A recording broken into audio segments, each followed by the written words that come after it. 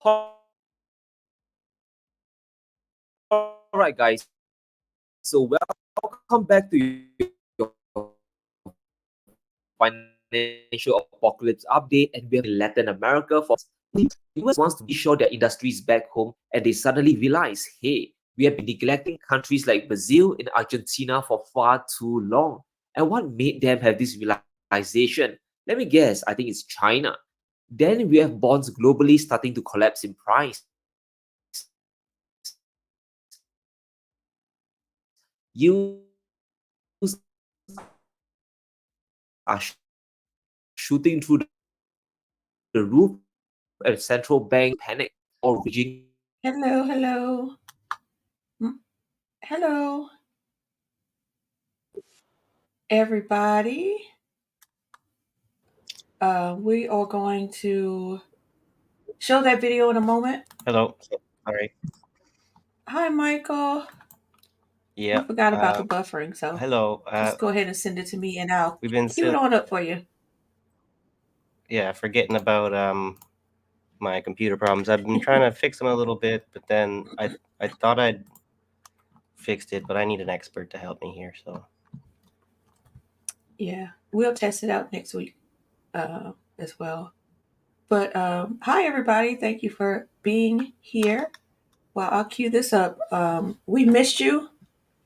Uh, last week was a bit strenuous.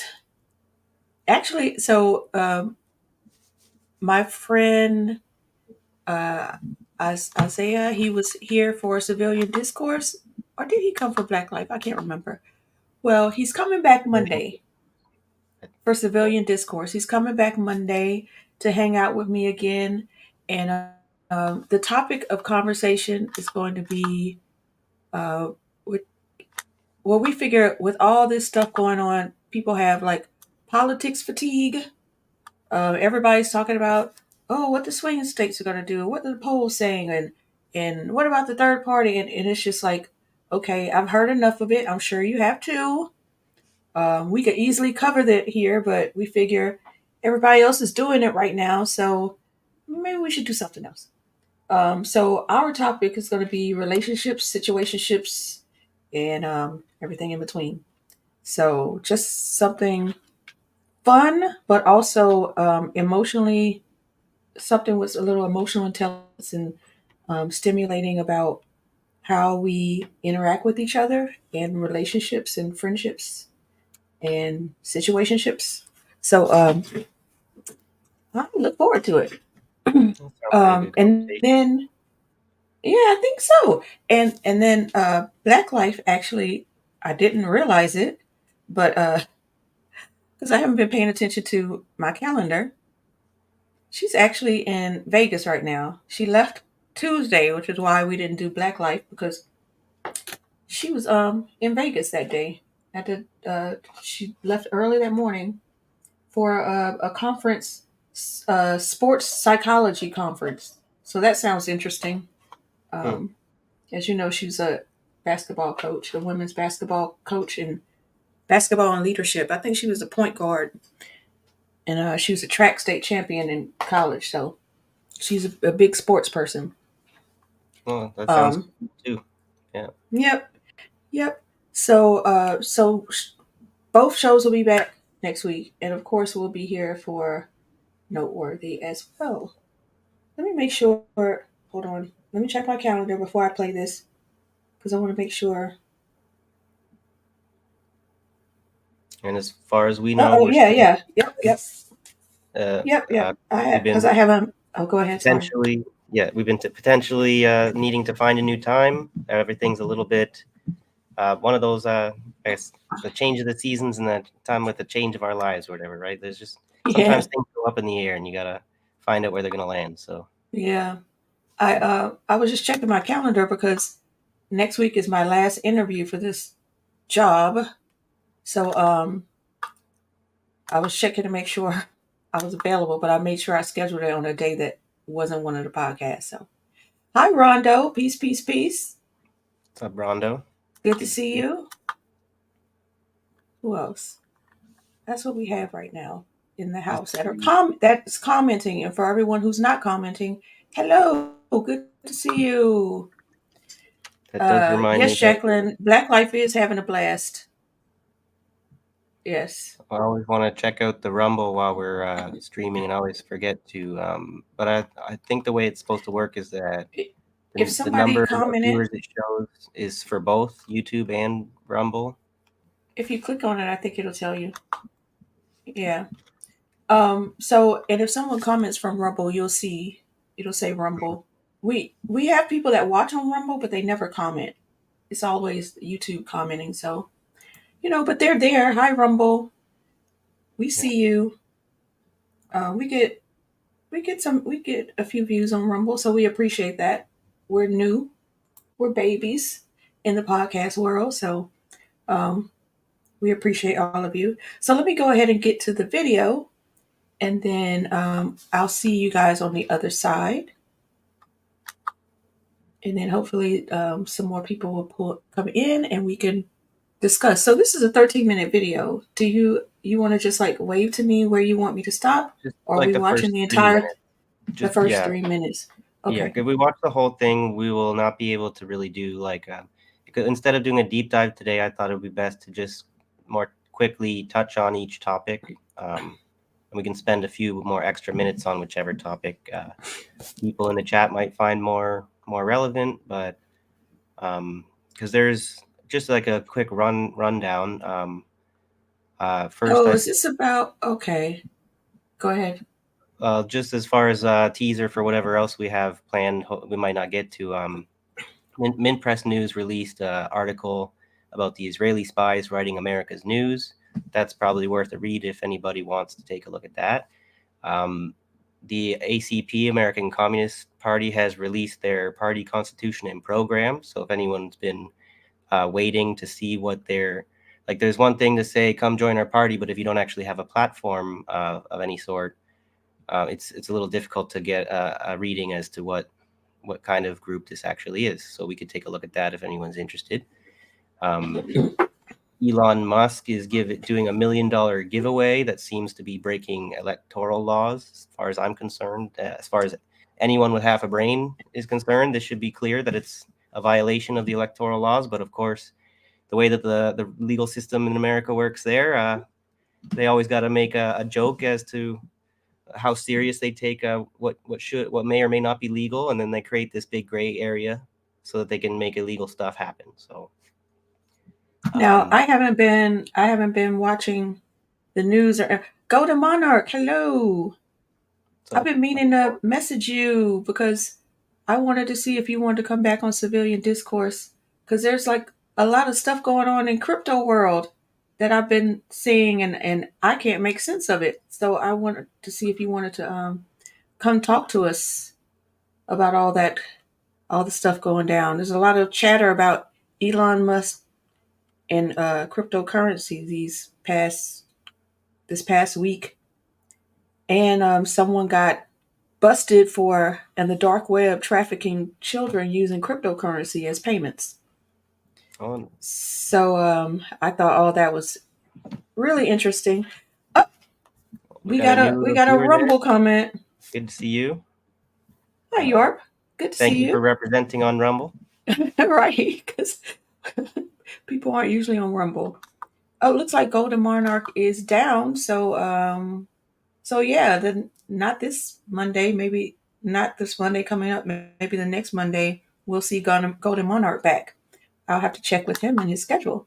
Yeah, But well, I'm curious as far as what's going on with crypto and the BRICS developments. If Golden Monarch has any idea about that, or if he's done any research into that. I think there's got to be a whole lot of people in the crypto world wondering.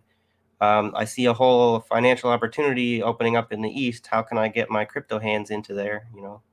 yeah, yeah, I haven't been because of that paint job I've been doing, painting the inside of a house. I still have paint on me. Haven't taken a shower yet from working today.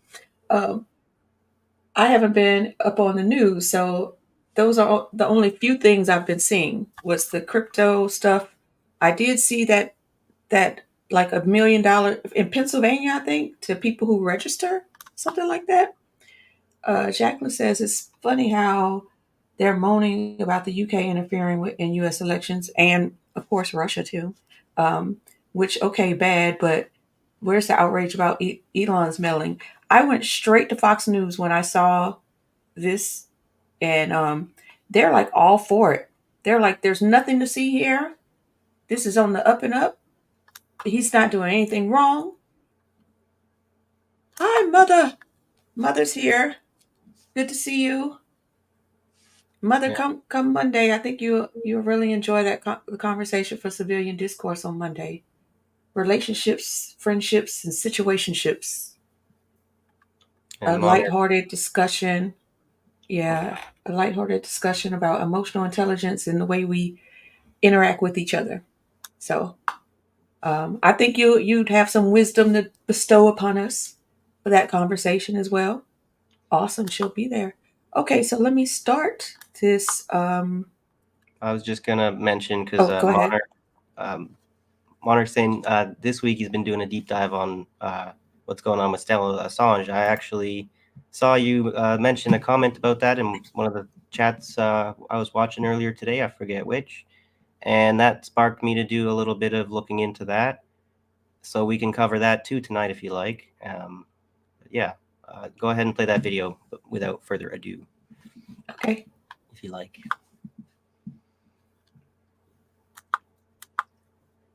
Alright, guys, so welcome back to your financial apocalypse update, and we have a lot of ground to cover today. The US and China, they are struggling in Latin America for influence. It's a wealthy region rich with resources. Now, the US wants to reshore their industries back home, and they suddenly realize, hey, we have been neglecting countries like Brazil and Argentina for far too long. And what made them have this realization? Let me guess, I think it's China. Then we have bonds globally starting to collapse in price. Yields are shooting through the roof and central banks are beginning to panic.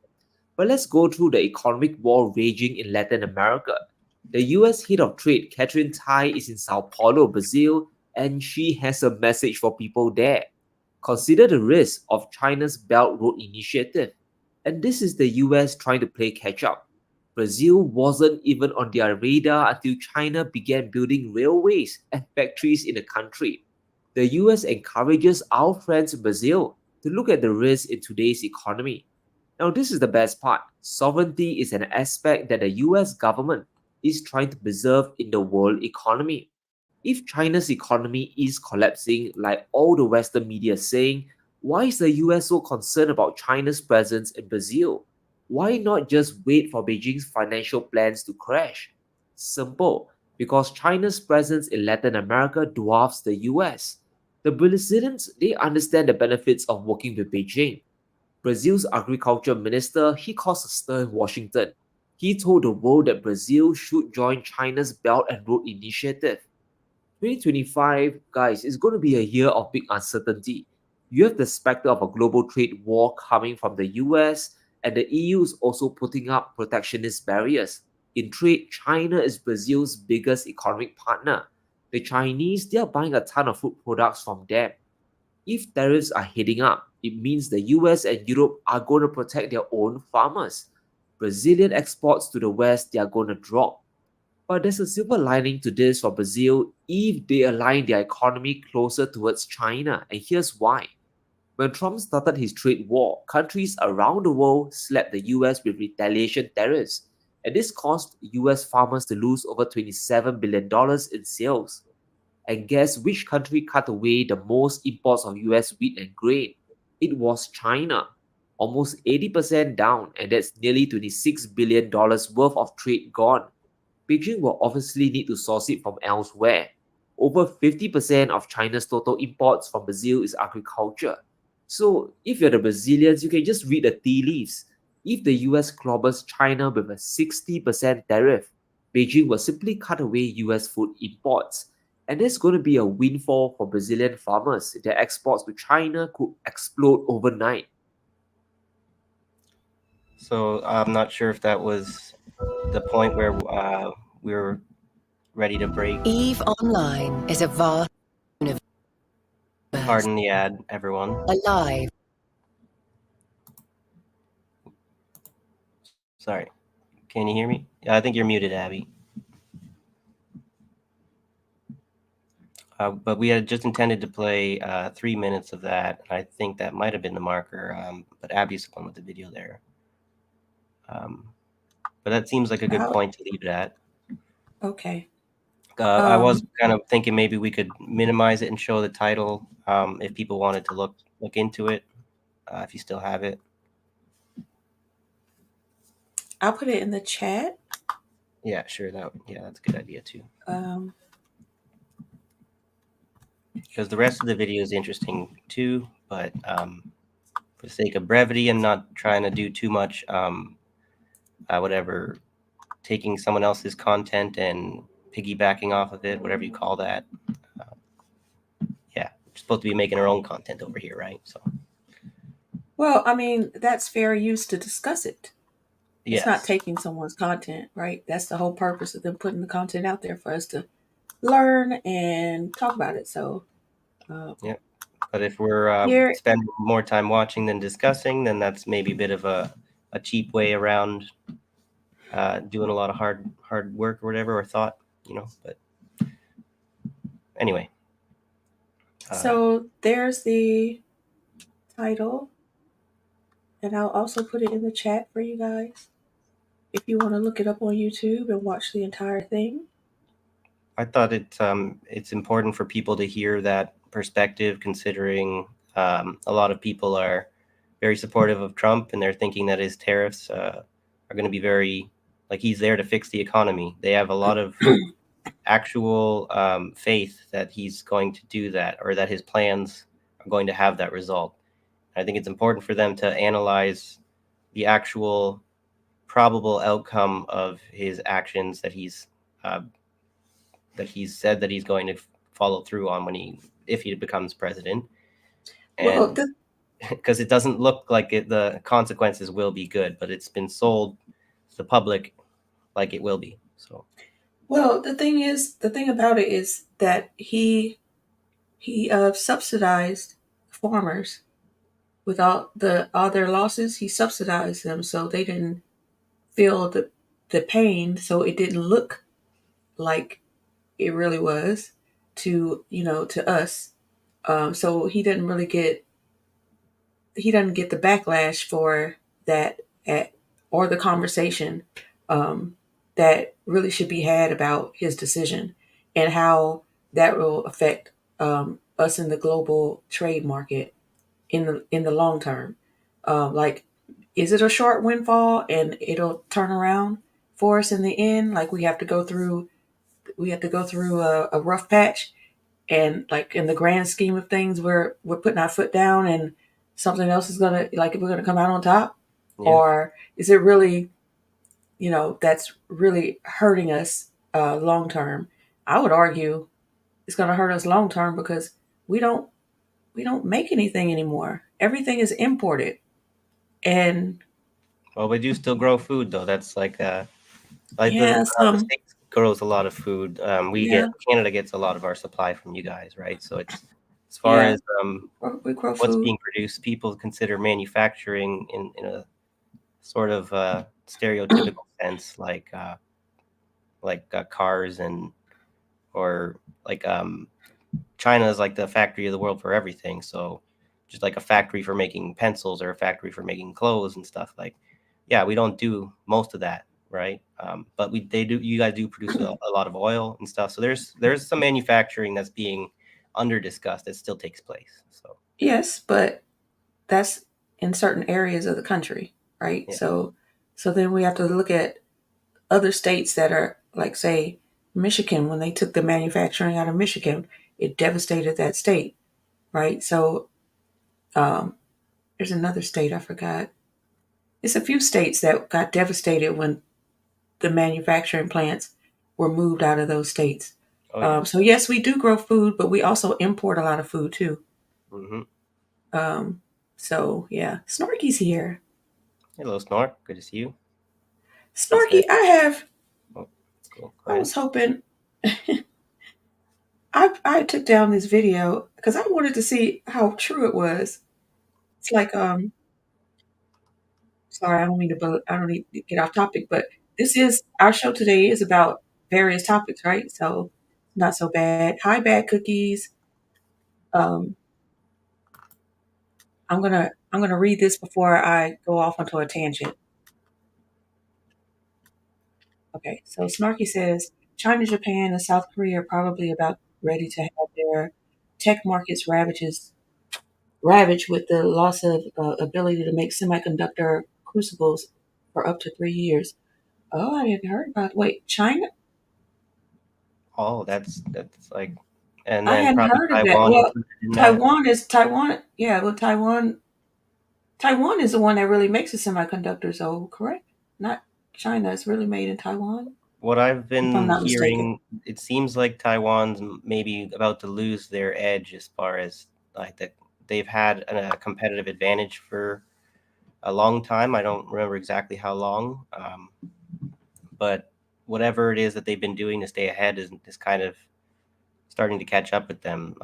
Like the way that they structured their business seems to have really undercut a lot of the way that the business used to be done by like Intel and those kinds of corporations.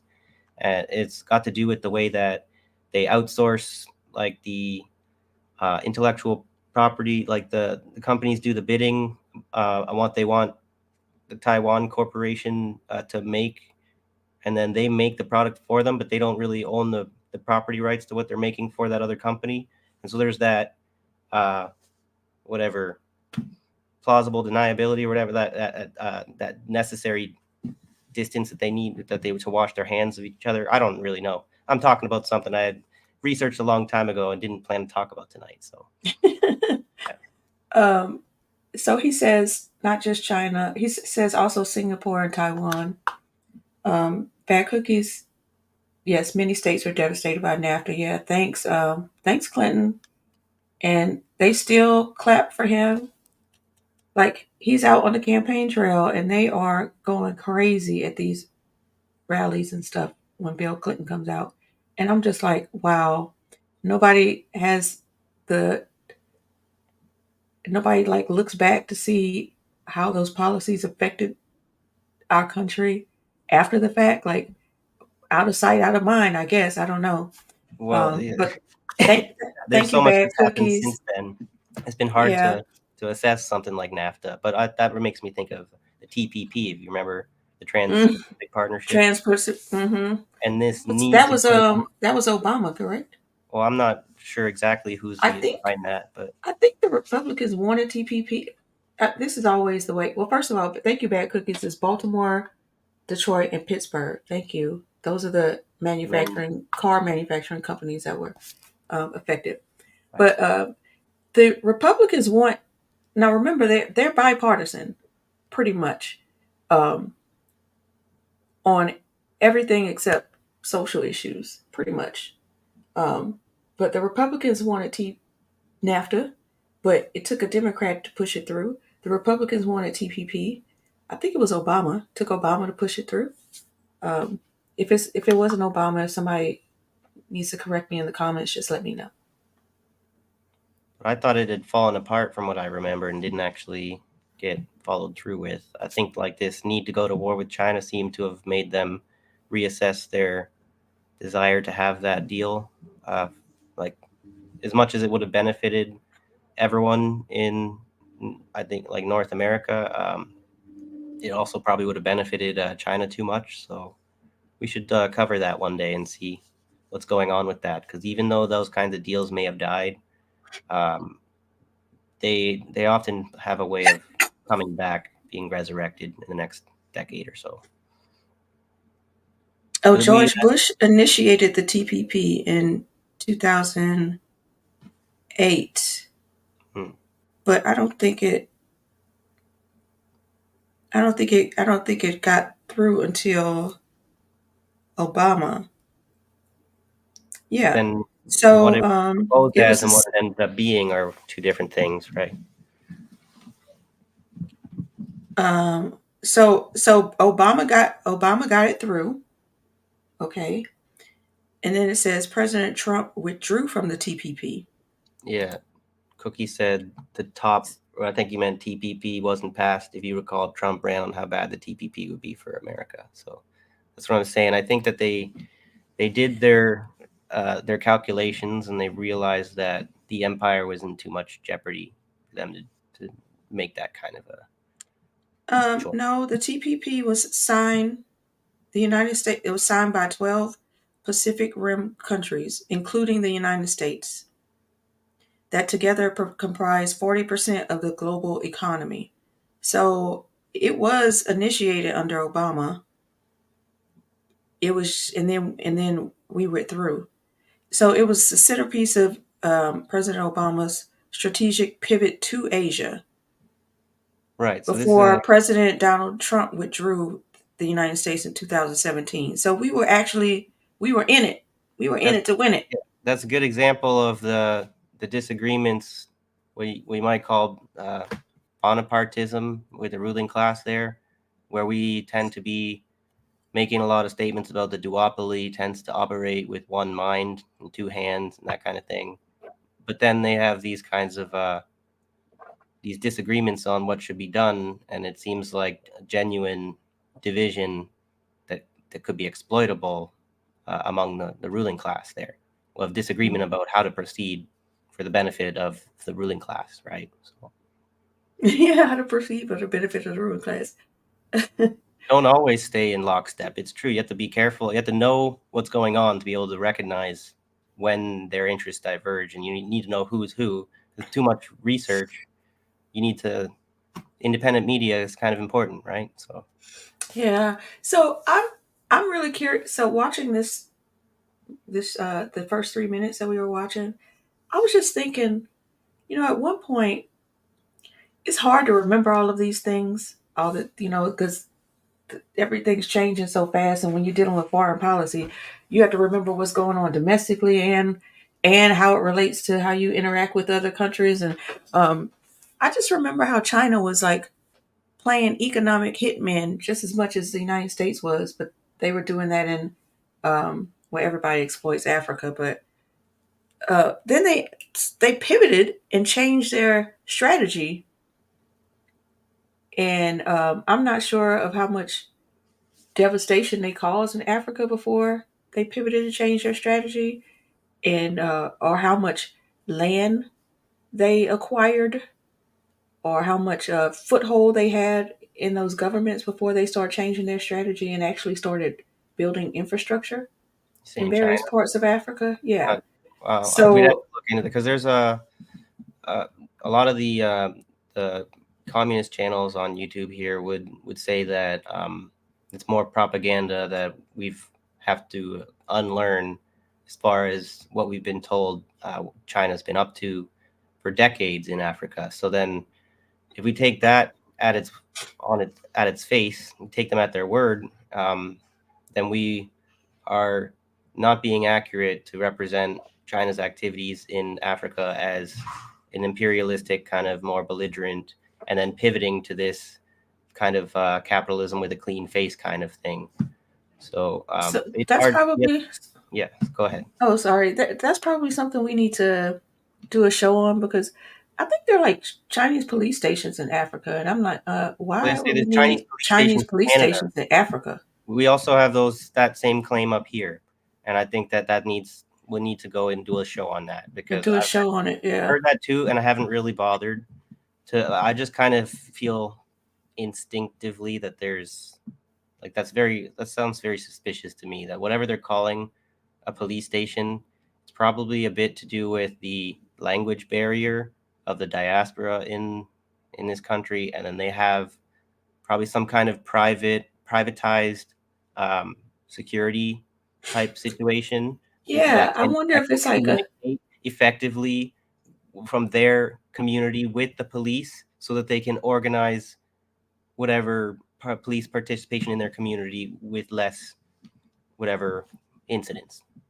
But I wonder if it's more like checkpoints to construction sites or something.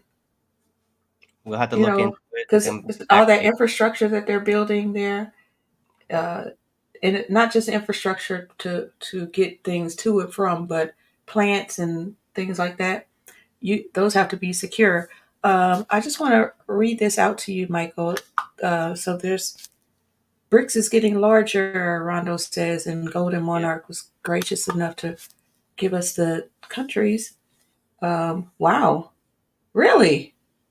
Yeah, we should That have maybe actually I should have spent more time looking specifically for a source on this, but I've been kind of thinking I wanted to listen to see what the more professional podcasters have to say in the next uh, couple like weeks on this.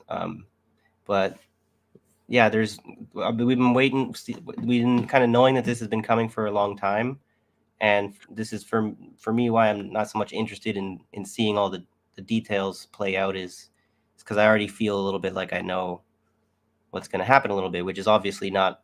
It's kind of an arrogant and bad thing to do, especially as a podcaster kind of thing. Um, but I have this heard that in this is huge. India and China have kind of made a rapprochement on their border issue.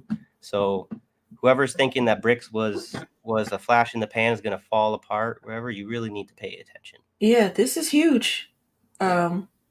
Because the resources in those countries is massive, and like Jacqueline was saying, like the UK, I mean, the UK is basically a rock. Of course, they rely on other countries to keep them propped up. I'm pretty sure that these moves are going to make it impossible for the Western economies that rely on just pure financial speculation to drive everything. They really cannot continue to get away with that game once this brick stuff is like finalized, you know. But we'll see. Mm. At this point, Danny's my Facebook friend.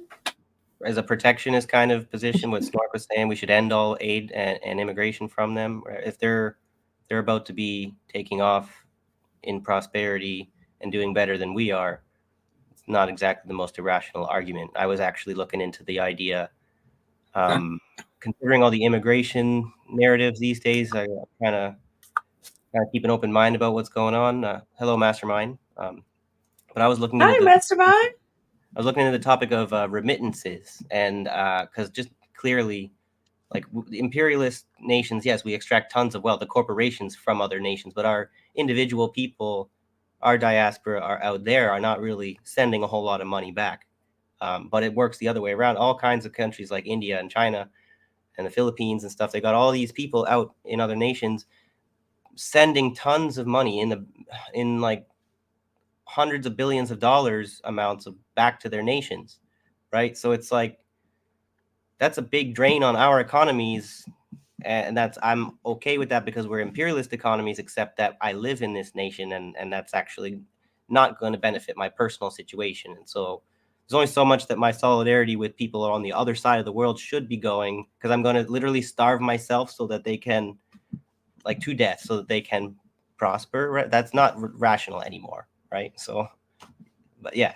Well, you know, if the Western world behaved as global citizens as they should have all along, that wouldn't be a fear. Yeah. But you know, Well, now if it people is would listen, because they didn't. if So people would listen to the working class who are saying we're in a serious crisis situation here, but there's enough people with their noses high up in the air that say, well, I'm personally in a comfortable enough situation. So if you think that you have a problem, that's a you problem, and we'll be fine. And that's ignorant and arrogant. We're smugnorant. That's the word for that. Because I don't care how big your bank account is when our economy collapses. You will be in the same boat as me. So go ahead, right? Get your Cayman Islands account. Get out of here, right? get in your bunker. Yeah. I just wanted to point this out in case anybody who's watching is in the New York City area. Um, I can't remember Saturday, October 26th. I think there's like a rally or something. Um, I believe I can't remember. I'm sorry. I don't want to tell you the details, and I don't know the details. But the next day, there's a brunch, which is what you see on the screen. Danny Haifeng will be there, Jacqueline, along with it's actually hosted by Scott Ritter. So if you just go to scottritter.com, you'll see more information about it. Um, Jose Vega, sorry, is going to be there. You see all the people down there. And I think the primary co-hosts are Jimmy Dore, Scott Ritter, and Judge Napolitano. So, That if you seems guys are interested, the topic is the threat of nuclear war in the world today, the assault on free speech, and ironically, saving democracy, even though this isn't a democracy, but okay. We use that word so loosely. yeah. I don't know so much about Judge Napolitano, but Yeah, maybe those neither. other two, they've certainly got their flaws that should be addressed by those people themselves. But we're only no need for me to be telling them how to live their lives, right? So happy to see you, Mastermind Albert. I hope you've been enjoying your time off.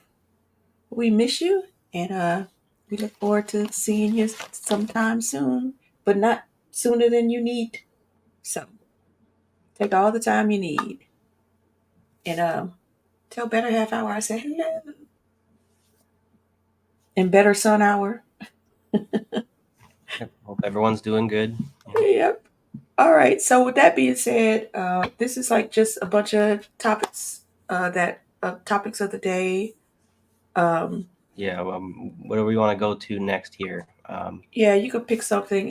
Mastermind Hour says Nixon lit the fuse when he took us off of the gold standard. Okay. And Master Mom Hour says taking us off the gold standard was not a good thing. Yep. Yeah, Yep. I agree with that. I There's a think lot that of was just agreement in here. Agreement from yeah. the Rumble rants from York. Not that the gold standard was particularly perfect. It had its own set of problems, but I think that fiat currency, like whatever, Unfettered. unhinged from some kind of gold standard is really just asking for trouble. And then like these modern monetary theories about and these like crypto schemes, like let's make money even more like ephemeral, I think is the word. You make it like really not physical and not tangible and not material. It's like idealism on steroids, like on crazy steroids. Like Yeah. not So before we go further, Jacqueline she's cracking jokes about this Operation Dawn about saving democracy. She says we can save democracy by just having the choice of two parties to vote for, which doesn't even matter because the Electoral College chooses it anyway. I just added that part. Having third parties or indies is destroying U.S. democracy. Yeah, they are going crazy.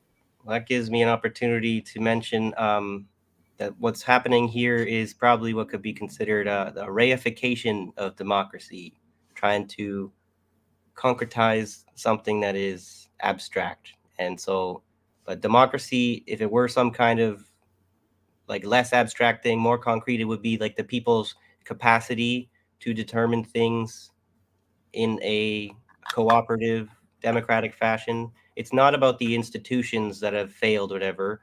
Those are just they're institutions. It's not the same thing, right? There's like a committee that gets set up. It's not like the thing that the committee is doing, right? So the democracy is the action of the people, the capacity of people to participate in democratic like activity. It's not voting. It's not majority rule, but that's like academic discussion, right? Mhm. Want to read this comment here? Or? Oh yeah, sure. That might be a good segue to show the ACP if anybody's interested, just to introduce another third party to them that they may not be familiar with. We don't have to. We don't have to like. We could come back to that because you already have something up.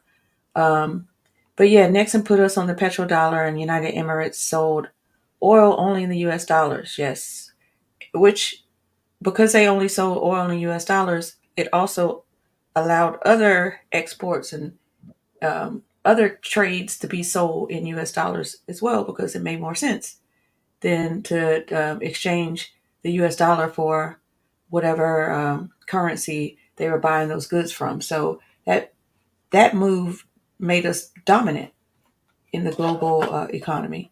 But anyway, so Yeah. as Well, he said, so supposedly, dollars were all over the world. There are more U.S. dollars outside of the U.S. than inside. yeah.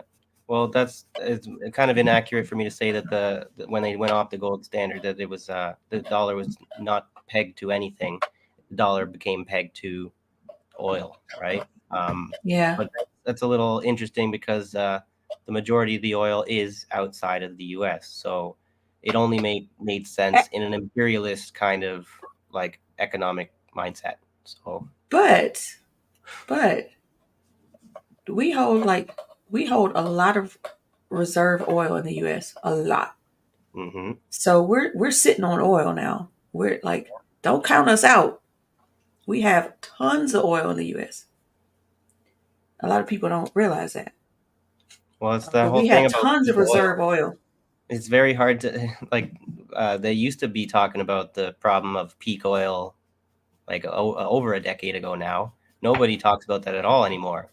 But I would be curious to know if we've passed that tipping point already, or do we actually know the same question about do we know where all the nukes are in the world? Do we know where all the reserves of oil are in the world? I bet you we don't have an accurate count of all the barrels. I highly doubt that. But yeah. Yeah, it says U.S. crude oil and lease um, uh, and lease condensate proved reserves increased 9% from 44.4 billion barrels to 48.3 billion barrels at year end 2022. U.S. crude oil and lease condensate production increased 6% in 2022. So But that we're not Go ahead. too shabby. Yeah, if as long as we are not having any touching on the discussion of the CO2, global warming, climate change discussion, let's just leave that completely out of it, and then we can act like the oil stuff They're makes not sense. worried about that.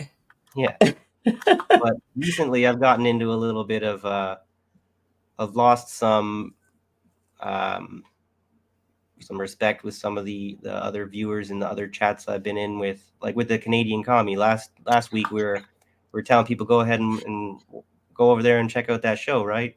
I'm in there last week and I'm just trying to mention how briefly about to call people climate deniers. Like just the term climate denier is a little bit typecasting people and like not really um, like it's kind of like a religious sort of like they're an unbeliever or whatever. They need to be cast out from our group, or whatever, to keep them from corrupting the people who know the true truth, right? It's like you really need to check it to affect. Like I'm not denying the climate crisis. I'm trying to say that when like the media people have a huge we know that the media people lie about everything. Whatever they lie about the climate stuff too, for sure. They lie on both sides of that issue, right? They'll tell you, they'll try and make it worse than it actually is to drive you into apocalyptic thinking. Because when you think like it's an apocalypse or whatever, you can't act rationally anymore. It's like I stopped saving money for retirement, whatever, because I think we're all going to die in a nuclear apocalypse. So what's the point, right? But if that's not going to happen, that's the worst kind of thinking to have, because you give up on life and everyone else keeps going. So there's Nihilism. validity to wonder about psyoping here. People who want to fucking call me a climate denier, right? Because there's a fucking weather manipulation conversation that needs to also take place in relation to the climate crisis that doesn't happen because people have a preference for a narrative that they have hook, line, and sinkered about the CO2 situation. What really pissed me off about this, or whatever, I'm going to have to go off on it, whatever, because he said that the CO2 thing is like 1+1. Okay. It's that fucking simple. It's not that fucking simple. Okay. We're talking about very complicated fucking physics here. Okay. About what actually happens with all those CO2 particles, molecules, whatever, in the atmosphere. How does that actually affect everything else in the environment? You're going to fucking call that 1+1. You're a fucking idiot because you're not trying to get through to people anymore. Whatever. You're just trying to be the smart one or whatever. I like that fucking Matilda scene, whatever. I'm big, you're small. I'm smart, you're dumb. Fuck you. Right? But we've So had that technology for a long time. right, but we can't talk about it as if it makes the data about the climate crisis or whatever invalid because that's not been factored in the scientific journals or whatever. When they do science on CO2, they don't talk about the weather manipulation as if it's a real thing. Okay? Left hand doesn't need to see what the right hand is doing. But I'm stupid because I'm not a scientist. I haven't gone to university or whatever. I haven't done autodidacts, don't know how to do research, I guess, or whatever. Fine. Have I that point. mean, you Credentials could valid. Google and read. The information is Yeah, out there. if you're There are competent, scientific journals out there. but if you assume that someone is too stupid to understand what they're reading, then you can't actually look it up or whatever because you're not one of the ones who can, right? There's this condescension, this chauvinism that takes place, whatever, with leftists who think they know more about the climate than others, whatever, because they come from some different background. Like, so I'm done with like that was my diatribe for the day, right? But because there's a story we could talk about. The Gulf Stream current could collapse in 2025. Right? Maybe we should pivot to that first, but because we were supposed to talk about the news, now we're just fucking ranting, right? So let me. Megan has a question for you. You'd be the perfect person to answer this one. Hi, Oh, hey Megan. man, By the way, welcome. Glad you're here. this How is can my we new not comrade have? I met in Windsor. I should. Oh, okay. I haven't shown you my. I got a flag from her. Oh, yes. Hi, Megan. He did tell me about you because he's gonna put the flag up right behind him. But I Yes. didn't want to put it on the wall After, yet because I'm getting my mom's gonna bring me her ironing board tomorrow to get this ironed up. yes, I told him to iron it first. I hate to see flags on people's walls and they're like, it's like they just pulled them out of the packet and just propped them up. And I'm like, really? It only takes 5 minutes. Okay. How can we not have a nihilistic vision of our future when our dear leaders are nihilists? Yeah, it is very difficult to resist the what you might call emotional transference there of despair, right? Yes. Yeah, I did say I told him to steam it too, Megan, but he just said to iron. Hopefully the iron has a steamer or put the iron on very low because This is that's where very delicate fabric. This is where you do need to consult with the wisdom of your mother or whatever sometimes, or the wisdom of a woman in a traditional sense. Although younger ladies these days, I don't know if they know how to iron anymore. Not to be throwing Wait. digs. I don't know. Wow. Jacqueline, true. Like, why not both? Like, why can't both things three be true? That we are, the climate is changing. Climate is always changing. So Yeah, it's sometimes called for the better, sometimes for the worse. And sublimation. also, the government has definitely spent billions of dollars to fund weather manipulation projects. And there's research out there that all you have to do is Google. And there's plenty of research and development papers that are open to the public to see. So, Bella's getting a little uncomfortable behind me. I should have fed her supper before we started here, but ran out of time there. Might have to. We could take a break now if you're covering something. I can go give her something quick. go ahead. Now we're having a we're having an ironing discussion.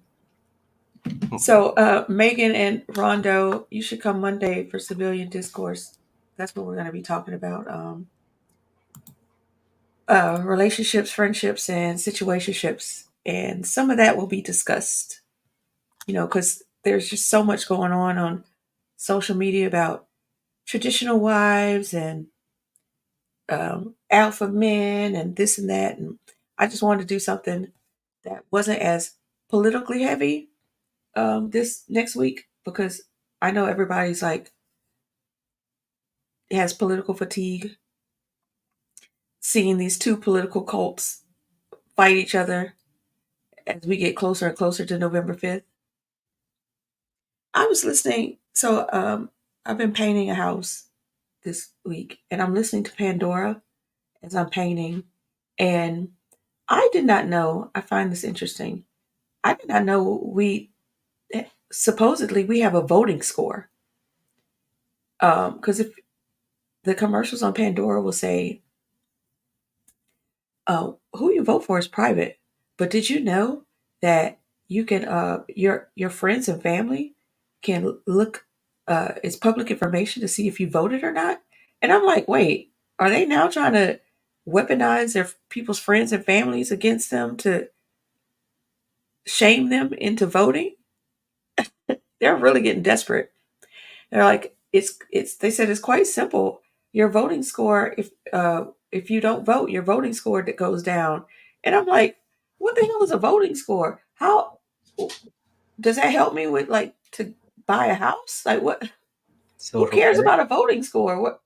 And I've never heard of this before. I'm 47 years old. This is the first time I ever heard that we actually have a voting score. I think they just made that shit up. I've never heard of that. That sounds I've like never a heard bad it before. idea.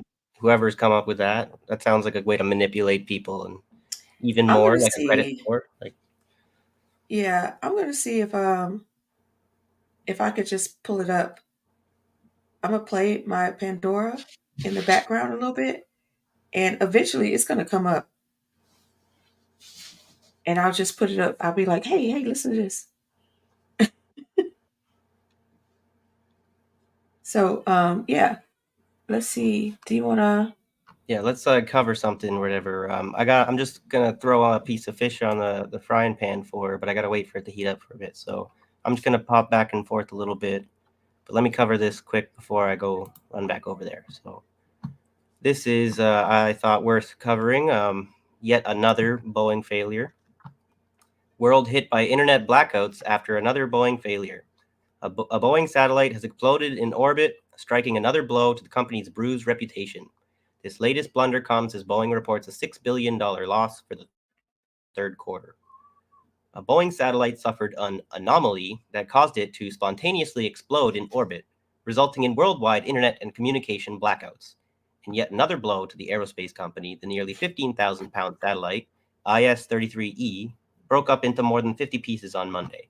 The orbiter was operated by the international satellite services provider Intelsat, which provides communication services to a variety of customers spanning nearly 150 countries. So just so glad that we've got corporations running these extremely important services in space. And in case anyone needs to wonder, I think that this has everything to do with the war with Russia. And because if you've been researching what technology they've been coming up with, pretty sure Russia has the capability to take down all the satellites in the sky, kind of thing, potentially, if they tried, right? But that's propaganda, fear mongering. I don't know. Fact check me, feel free, right? But there's that kind of technology is being researched, right? And we're in the middle of trying to provoke a World War III. So I feel like this is probably a military strike that they can't disclose, whatever, to the public. But I mean, of course, this is fear mongering, like Mama Master Mom Hour. She told me how to say this, and I mess it up every time. I don't know why. Mama Mind Hour. Mother Like Mind. yeah, Mother Mother Mind Hour. Okay, Mother Mind Hour. She said, like if you keep people scared. Oh no, that was Jacqueline that said that. Keep the people scared. They're easier to control. Do you? There is like this video floating around on YouTube. It's really awesome. It is like a collage of the multiple times. Um, what's the Rachel Maddow in my? I saw Chris Hayes in my no Chris Matthew. What's his name? Chris Hayes in my head because I think they're like doppelgangers. Like, have we ever seen them in the same room together? I'm not sure who. You don't know who that is? There's those names are too vague for me, and I haven't. MSNBC. Rachel Maddow gets paid like she gets paid heavily, handsomely. Hi, Wolfie. Wolfie's here. Yeah. Hi, Sean and OMB and Steve. Oh, and hi, Sean. Yeah. Oh, man, Barker. So it's a collage of all the times. It's probably not even all the times, but it was enough of them where Rachel Maddow was like fear mongering of what if Russia did this? What if Russia did that? What if Russia hacked into our grid source? What if Russia? And I'm like, what if Russia just minded its own fucking business? Because it seems like that's what they're doing. With the way Israel did that thing with the pagers or whatever, I think what I was thinking was they like heated up a component that was secretly rigged to be able to go like on overdrive, like overheated. And I'm wondering that's probably exactly what they did with the satellite, with the satellite anomaly. But I have no idea, right? I just think we're living in like a James Bond movie sometimes. So they're having a little fun with this in the chat. Yeah, I do try my best. They're the double helix. You should watch them, really, Michael. Like I know Rachel Maddow's face as soon as you tell. She's one of the ones that I know the name of the face no matter what. But like Chris Hayes sounds like anybody's name or whatever. It's like Luke's. Chris Hayes is Rachel Maddow. See what Rondo said. I'm just saying it's like you gotta watch Adam like Smith, he comes on right after. He comes on right before her, I think. Is he emoji guy? Looks like, whatever? He looks like the gay version of the lesbian Rachel Maddow. He looks like the gay man version of her. Now, they look very similar. I'm gonna look them up in their mannerism or something. They don't really look alike, but it's just the way they.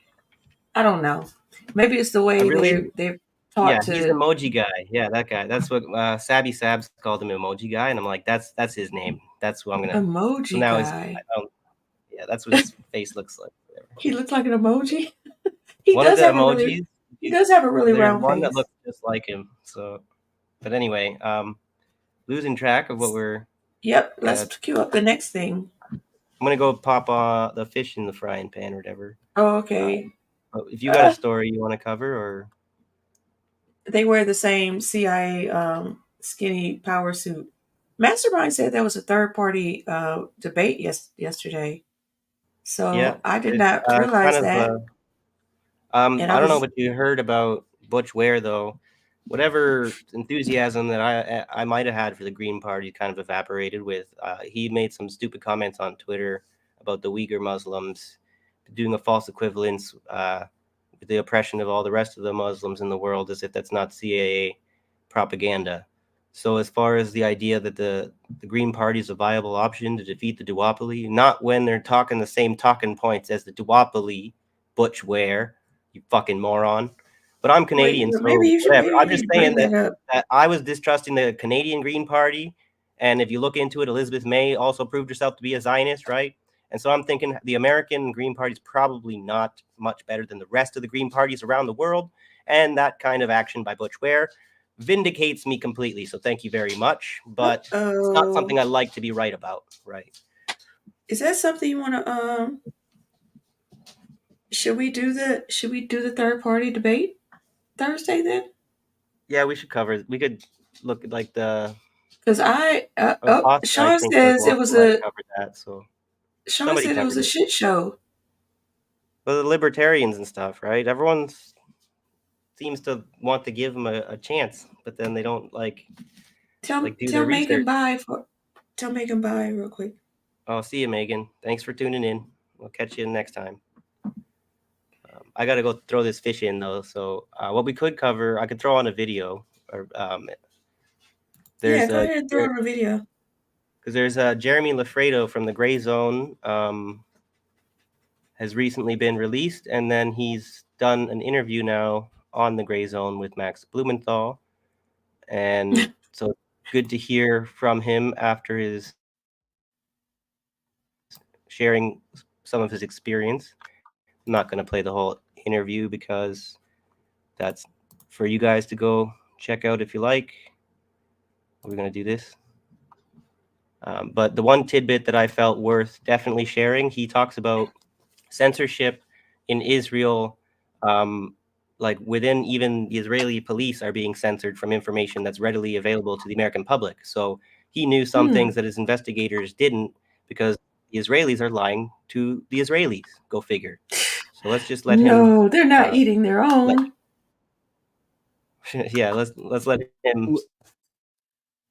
You want to make it big? Speak. Were forced to. You were basically forced to open your phone, or they hacked into your phone. I got it on speed back to normal. I'm talking like chipmunks. So. In your devices. Can you tell us more about the Israelis, the Israeli police, and therefore evidence that you were some kind of deep Iranian spy? So what happened there? Well, all my electronics, my laptop, my phone, they were seized.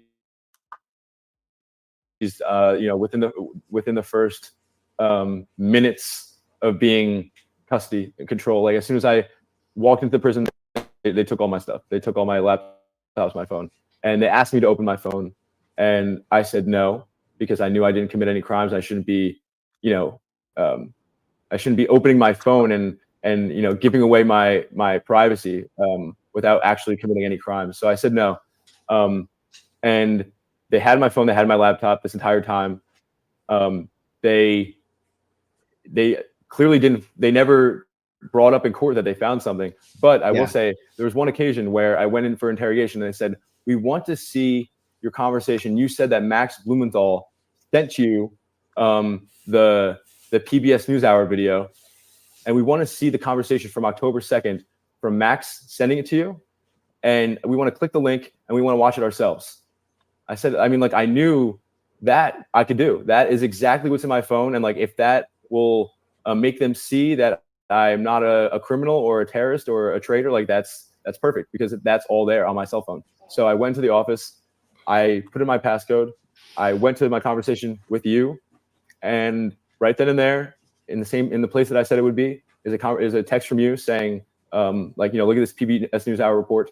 Click on it. It says media cannot load or media unavailable on Twitter. And I just watched the video hours before I went there. And because I knew that this video is so important, and they keep acting like it doesn't exist over and over for hours on end. I bring it up in court, I bring it up in interrogation, and they seem to not care about it or don't believe me that it's a real video. I bring a paper that has frame by frame of the video with Hebrew translation, and I give it to them. And I'm thinking in my head, of course they've already seen this. I'm just giving to them as a favor. I know they've seen the video. It doesn't matter, but I'm going to give them this paper because now it has Hebrew translation. They don't really speak English. And he looks at the paper as if I gave him, something top secret and so special. He's never seen this video before. It looks like he's looking at it really closely. He's taking notes, and I'm thinking like, this is a video I brought up to you almost probably 100 times by now. How is it possible that you guys have not watched this video that I'm talking about and bring up in court? It's the main piece of evidence that I'm pointing to that I got this information from. I didn't get it from Iran. I got it from PBS, and this is the video, and I've never seen it. And it seemed to me that the police were censored from seeing this video. Like, that could be why they didn't believe me, because they couldn't find this video. Yeah, I mean, a lot of content is censored inside Israel. Yes, that's probably a good spot to leave it at. But what the hell? Like, isn't that crazy? Yeah. The police are not allowed to know because if they would, they might have to like do something different, whatever. Like the police lie to the judiciary, whatever. The military lies to the police. Judiciary lies for the military. Wonderful place they got going on, right? Like, Yeah. Yeah. They just have to follow orders. Like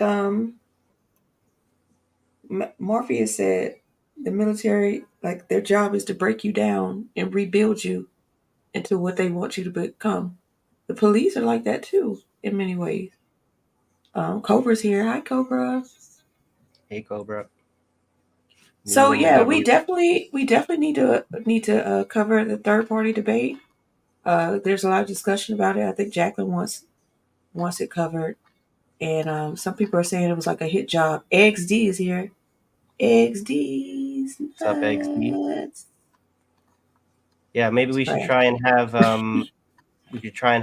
John from the Canadian Commie on for an interview sooner rather than later, because I'm thinking if I try and speak my mind and he's quick on banning people, may not have much of a ability to continue speaking or working together. Because I'm saying we need to be dialectical, okay? So if we're here communicating with the public about communism, trying to encourage it for taking place, then we need to try and stick to the actual method and not kind of get carried away with our emotional responses, you know? When you say banning people, you're referring to him specifically, or the YouTube channel? He has a bit of a penchant where if he thinks the person's wasting his time or too much of a problem, too much of a Nazi, too much of a climate denier, whatever, too much of a whatever, then he's gonna ban them or whatever and move on with it. And it's like, that's not exactly, I understand. So he likes the echo chamber.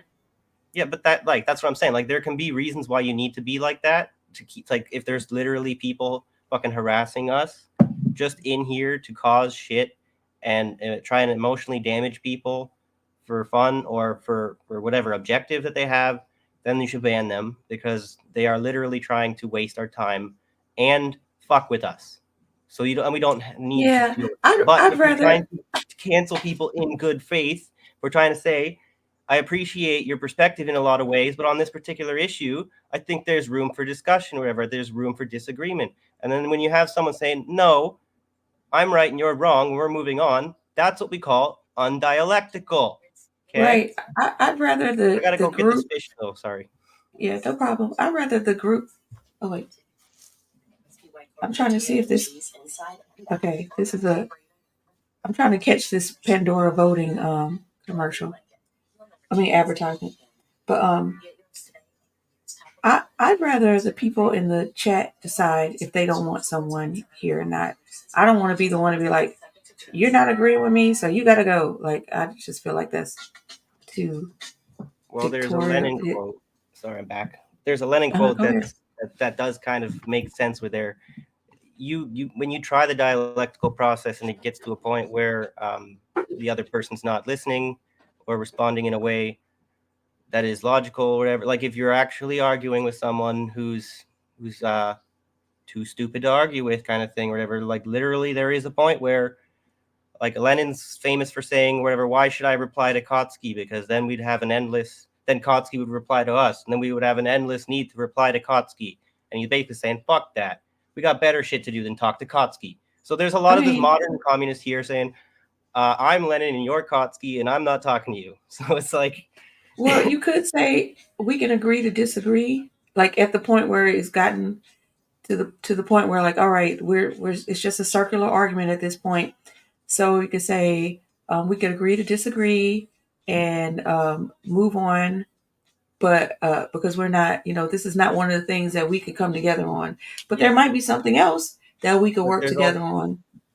sometimes there's a need for people to have an ad hominem attack on someone instead of agreeing to disagree. There's a need for people, especially with the YouTube and like all the other streams, like the environment. It's conducive to I'm gonna dump on you in front of my audience because it's going to get me an emotion, like an ego boost, and probably like clicks and an actual viewer boost too. So it's yeah. Yeah, I've seen those. I like watching. I'm not gonna lie. I like watching Tariq Nasheed because there's a lot of he he rails on he talks a lot about white supremacy. So a lot of these racist trolls come into his live to antagonize him, and so he just trolls them and goes back and forth with them. Yeah, but And that it's trolling is actually like you can't I have an like listening actual. to it. You I can't get mean, to truth when you're doing like the fight back against trolls, right? So did you say hi Black well, Life? I didn't. What's up? hi Black Life. I just gotta go get this fish. I'll just be right back. Last time I Okay, gotta take it off the burner. that's okay. So I'm with Cobra on this one. I can handle trolls and reactionaries. I'm fine with that. They don't have. You can stay, but if the people in the chat are sick of them, then you guys have wrenches. You know what to do. You know what to do. Um, Black Life, how you holding up in Las Vegas? In the West is a boomerang. The culture of competitiveness in the West is a boomerang.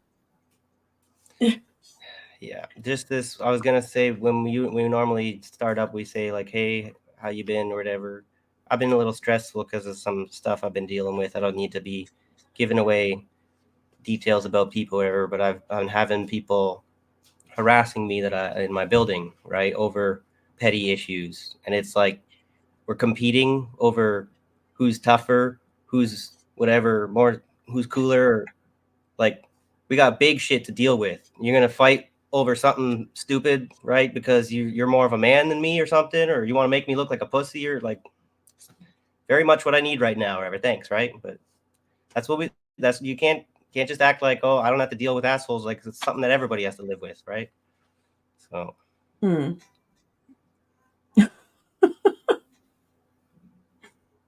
Jacqueline, what goes on in Vegas stays in Vegas. That's gonna be you, Michael, in your complex. hmm. I can see that, but don't do that, Michael. Don't get evicted, please. Oh yeah, I'm Please trying not to be stay away from them. trying to be a grown up, right? Like act my age a little bit. Like maybe it was okay in my young early 20s, whatever, to be just saying stupid, angry shit to somebody just to piss them off, or whatever. Like being spiteful, right?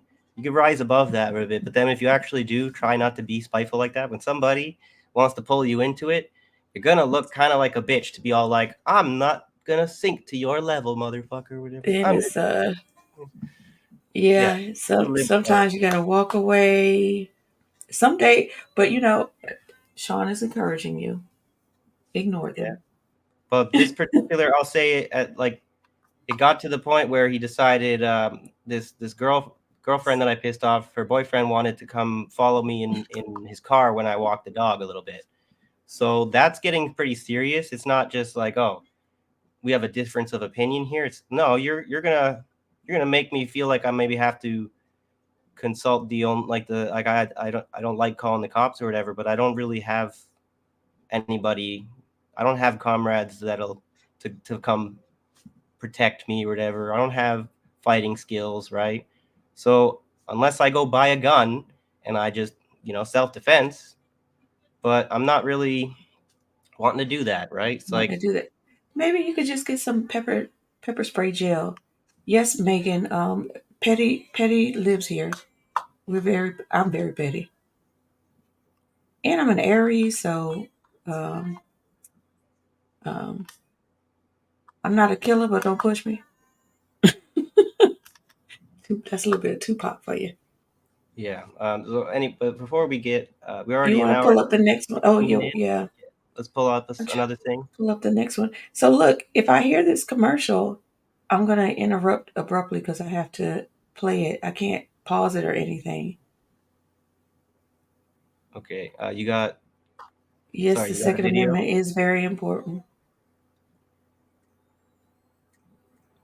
So maybe we should cover, because we often cover like politics and stuff. Do you want to cover 23andMe is on the verge of bankruptcy? You want to talk about that? I thought Blackstone just purchased it. That's where, I don't know. Maybe that's what. Blackstone, no, Black Rock or Blacks.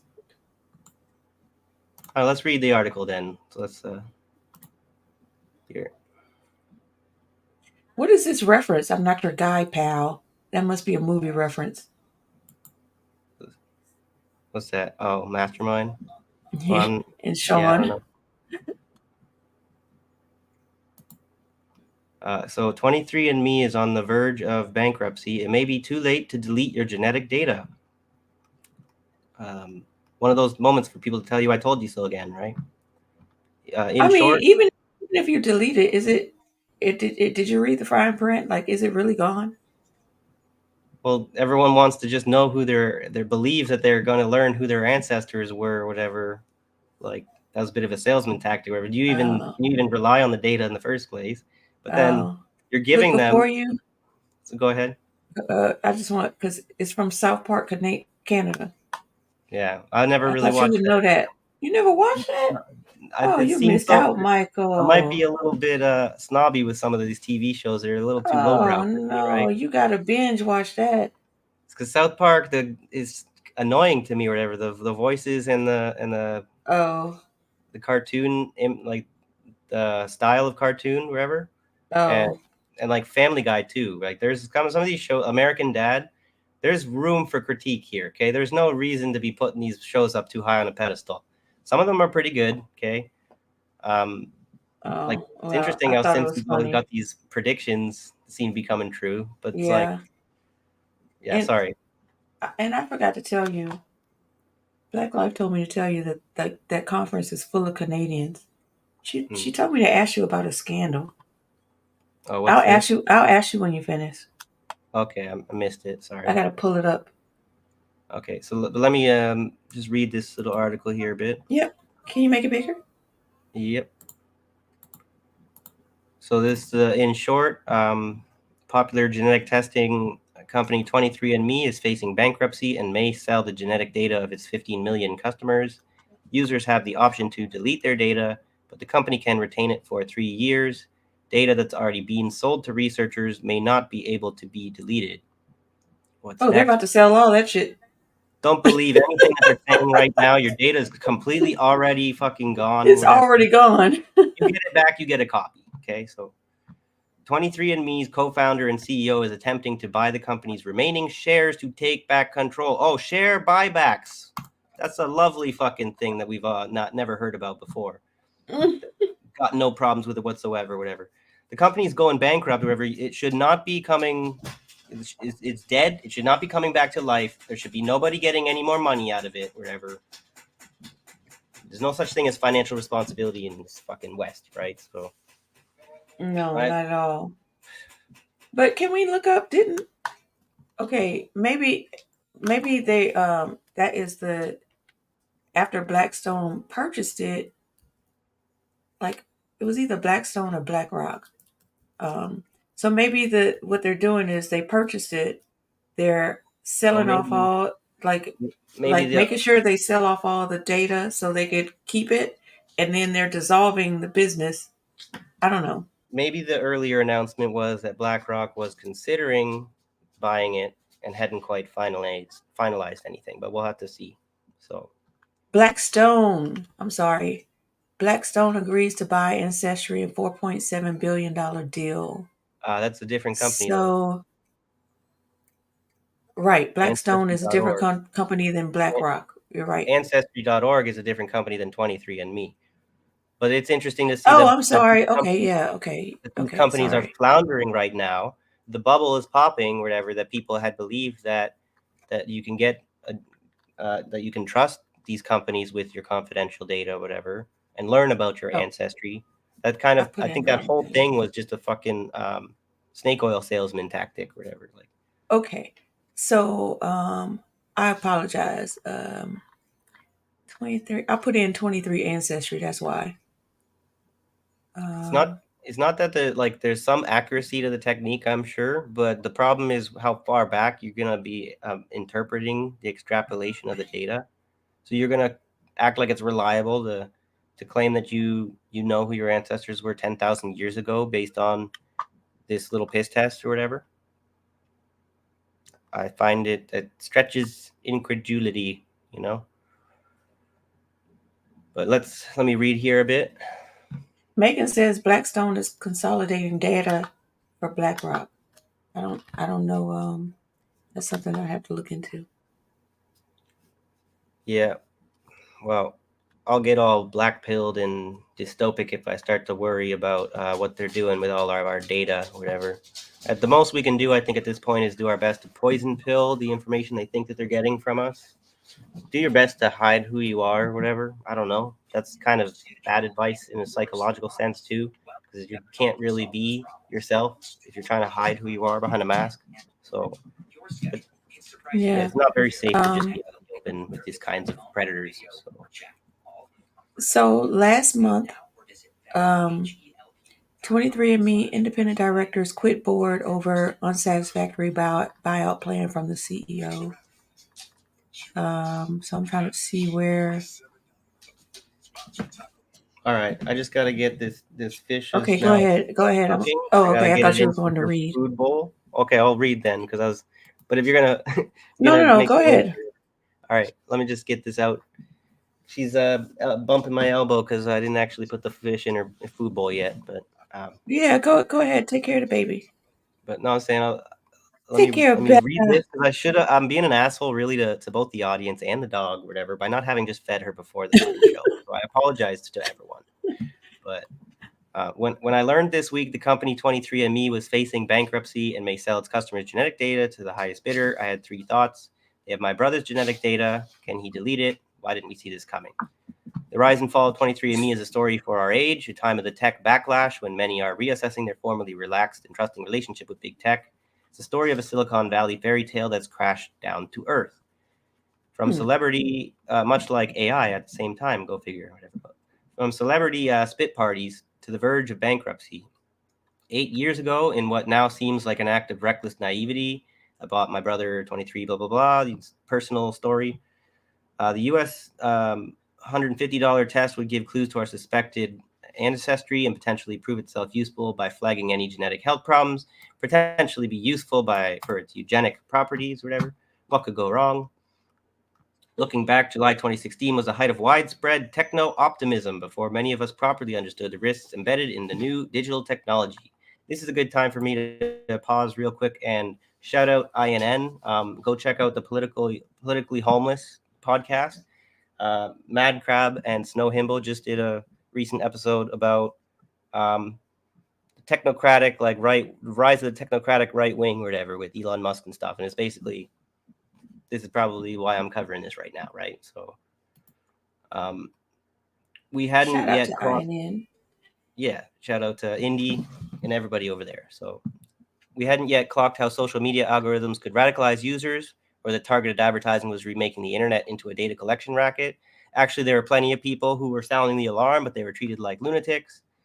This was before scammers colonized social media and broke into our phone network, before Cambridge Analytica and Theranos became household names, before ransomware and deepfakes made the news. Now we're in the lovely place, aren't we? So that summer of 2016, a 23andMe kit arrived in the mail.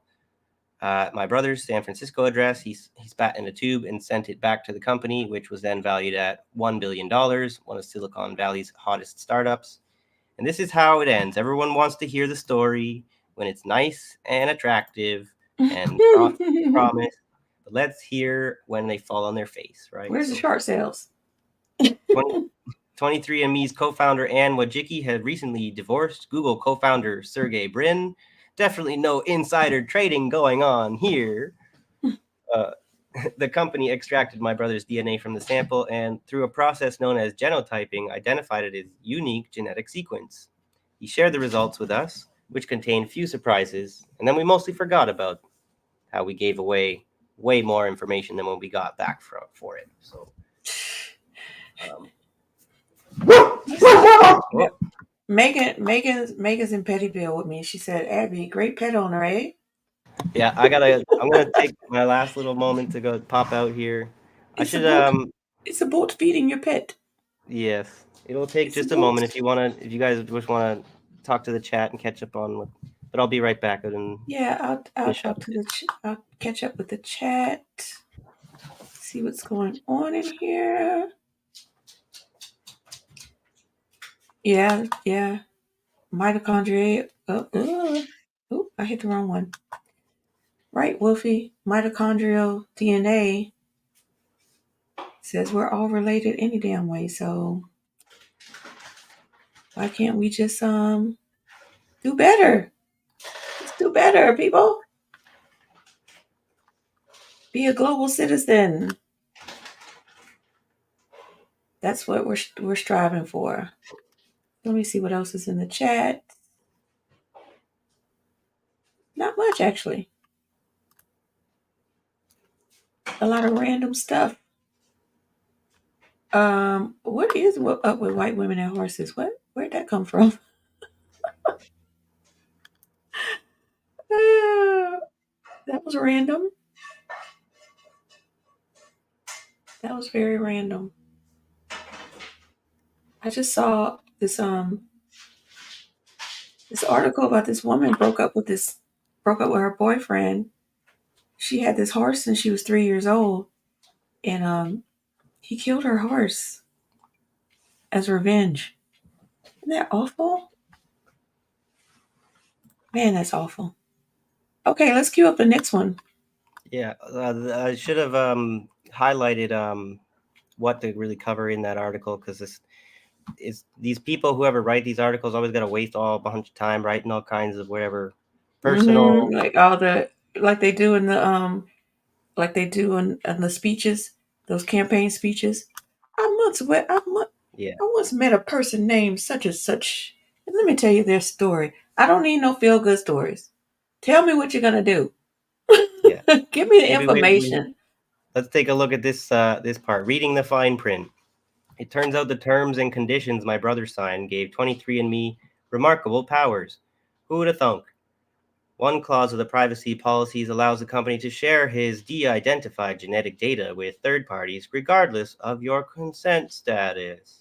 And we also know that this de-identified data, if you accumulate enough of it, whatever, you can use it to like triangulate and re-identify the data. So it's not really possible, like whatever, right? Believe what you want, right?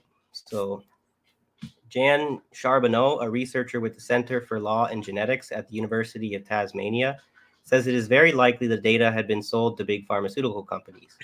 The data is now integrated into the research of the big pharma company. Yeah, and this is the problem. Where is the data? Even if 23andMe says we'll take you out of our database, it's been on-sold to other companies. And then the legal liability is no longer anything you can do anything about, whatever, because you didn't make an agreement with the other company, whatever 23andMe did. So you don't really have any cause to complain about other people's agreements, or I guess is what people would be the legal claim, whatever. I think that this kind of thing makes that argument untenable now, whatever. I don't care if it's an agreement between you and some asshole. I have no idea who he is or whatever. I need to kind of have a right to know, whatever, because it's got my information or whatever that you're making money off of, whatever. And it's ownership of your information, whatever. It's not yours information, because they're separating you from the information about you. But I think there needs to be some kind of thing like, if the information is about you, there's some kind of inherent ownership over information that's about you. But that's like extremely complicated legally to like, you know what, we're in a really legally, like we're in a legal crisis as much as we're in a financial crisis and like a crisis with political with war and stuff, they literally like don't have a legal solution for a lot of these problems, but these problems are getting bigger without a solution. So Have you? I wonder how. I wonder how much research they do into these the information that they get and how much exploitation happens. Have you ever heard of Henrietta Lacks? yeah, I forget a little bit. If you want to jog my memory, they used her like a cancer research. They used her DNA to develop a cure of some sort. Yeah, they harvested her stem cells and replicated them um, without her knowledge. Yeah, They were basically using her as like a guinea pig um, under the guise of helping her. Um, yeah, and and they that's what I'm stole saying. It was her her cells. information. They took it, made billions off of it, and she got nothing. Whatever. That should Hmm. not be allowed. Make a law Hmm. about that that prevents that from happening. It's not hard, right? But apparently The it is. cell line is called Gila after her Yeah, name, Henrietta Lacks. yeah, Hmm. Lacks. Um, I think she was 31 years old at the time. I think it was like 1950 or something like that. This black woman, and it's a shame because she died poor. yeah. Rondo says the polio vaccine. They essentially used her cells to synthesize all modern vaccines. Yeah, Mm. I don't really like that direction of that John research with those Hopkins vaccines. University, yes. Yeah, it's very scary stuff that they're doing, and they're acting like it's like the most normal thing. They're going to use vaccines to induce genetic therapy on people or whatever and change your genetic expression with the vaccine they give you that they're going to tell you is going to treat the common cold. But call me a crazy conspiracy theorist for pointing out the things that they are trying to research how to do to us. Hmm. So another I wanted to cover kind of it related to that topic was this one. Can you make it bigger? Yeah. Thank you. It is what is the Spectrum 10K DNA study? Oop.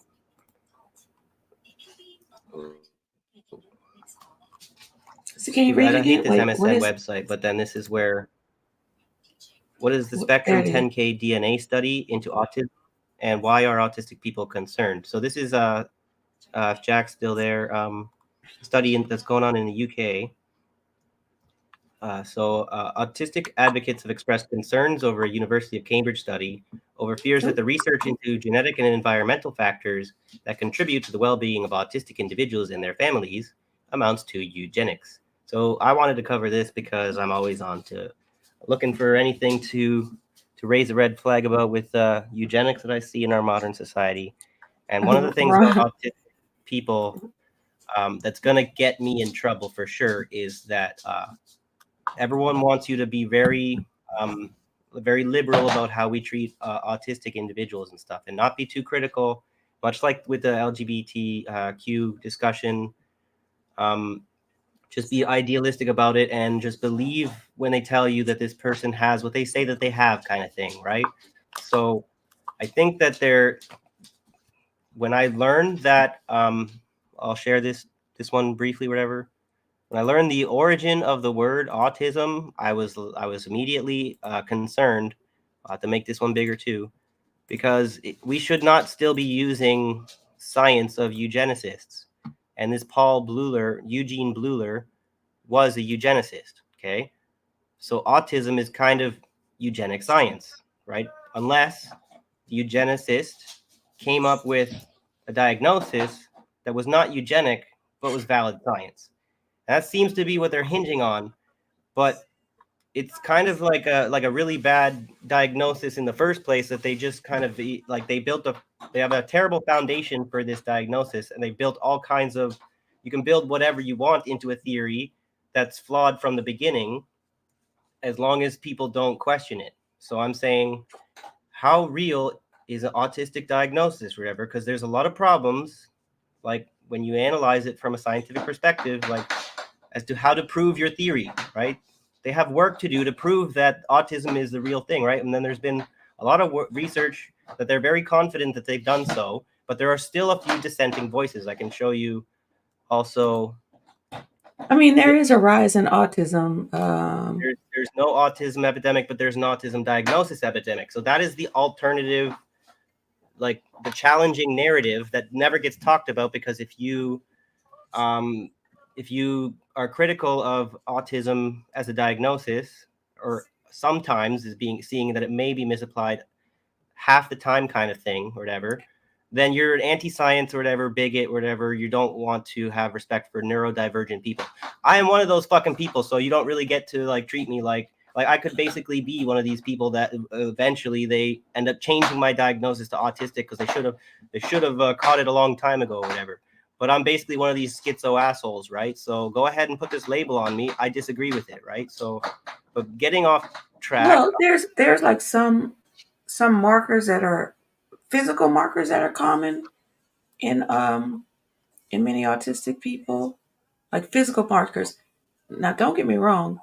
I think some might label people as autistic just because, like, it's easier for teachers, hop them up on medicine, go sit your ass down somewhere type of situation, right?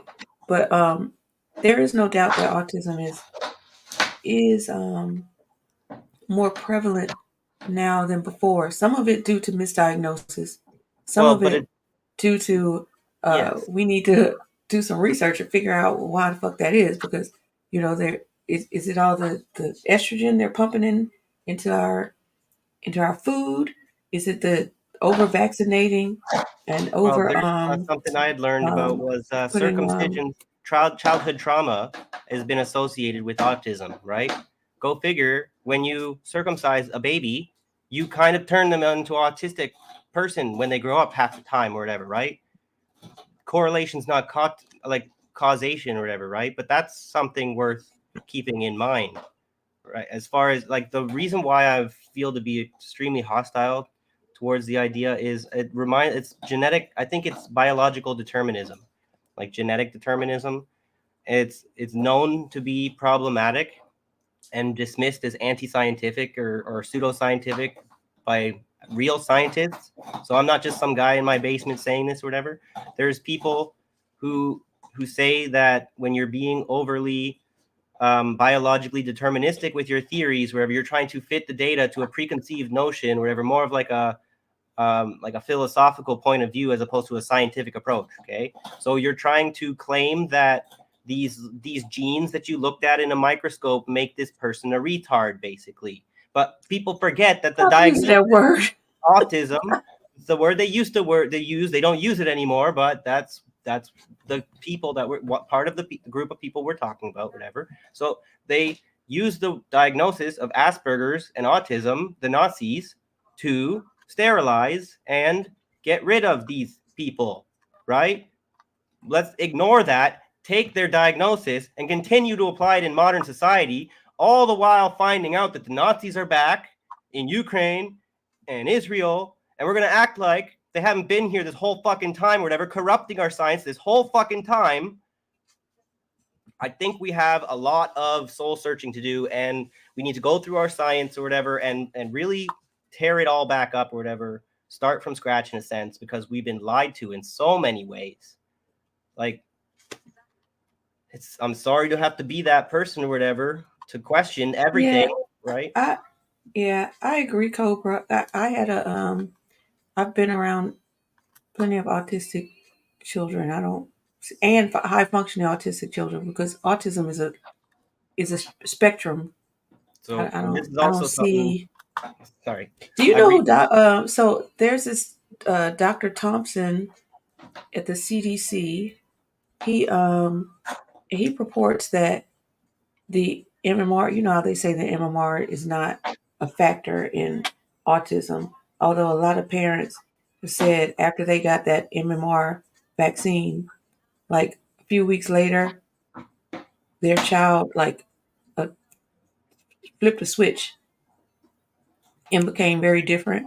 Well, he purports that there is evidence that in black children, mostly boys, that if they delay the MMR vaccine by 2 years, like they have evidence that would have brought down the autism cases, and they just didn't do it anyway. It's hard. It's a very hard discussion And to that's have. hard You might not to really get anywhere prove, and trying to yeah, have it, right? Because there's also claims where, like, that's the same type of reasoning that they apply to when you smoke too much cannabis. When you're 15 years old, right? It's going to give you psychosis, which is an environmental fallacy or whatever. You can't actually prove that association, but you can claim it, and then you can push it really hard as propaganda. Okay. So yeah. you can't actually prove if whatever, like there was a cosmic ray that day or whatever that fucking was the reason why or whatever, or if it was because I smoked the cannabis, or if Well, it was some other trauma that I fell down the stairs when I was 2 years old or whatever, and I finally evolved to the point where it finally whatever affected me. Or you can't fucking answer that question. well, I think you're being a little more simplistic than you need to be. Yeah.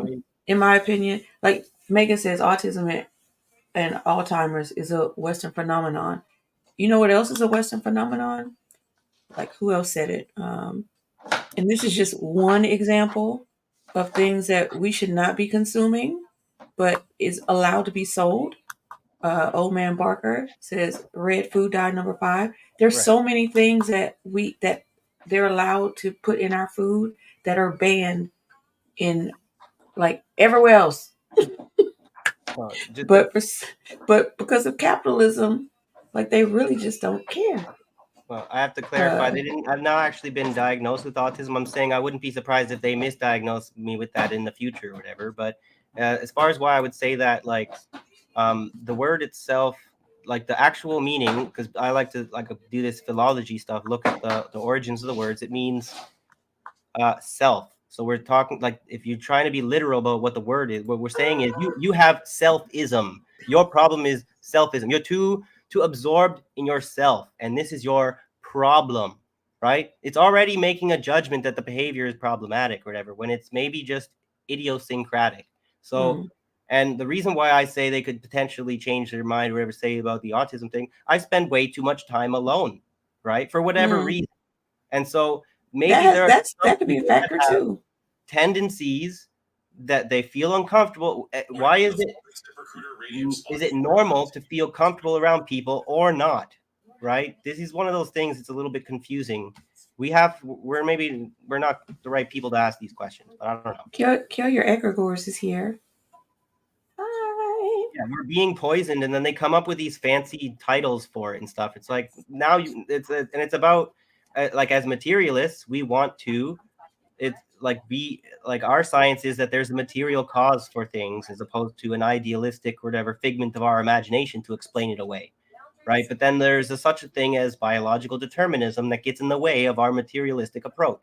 So we have to kind of keep those in check. So they're poisoning us and then raising the retirement age. Go figure. They're like, you're never going to touch your Social Security.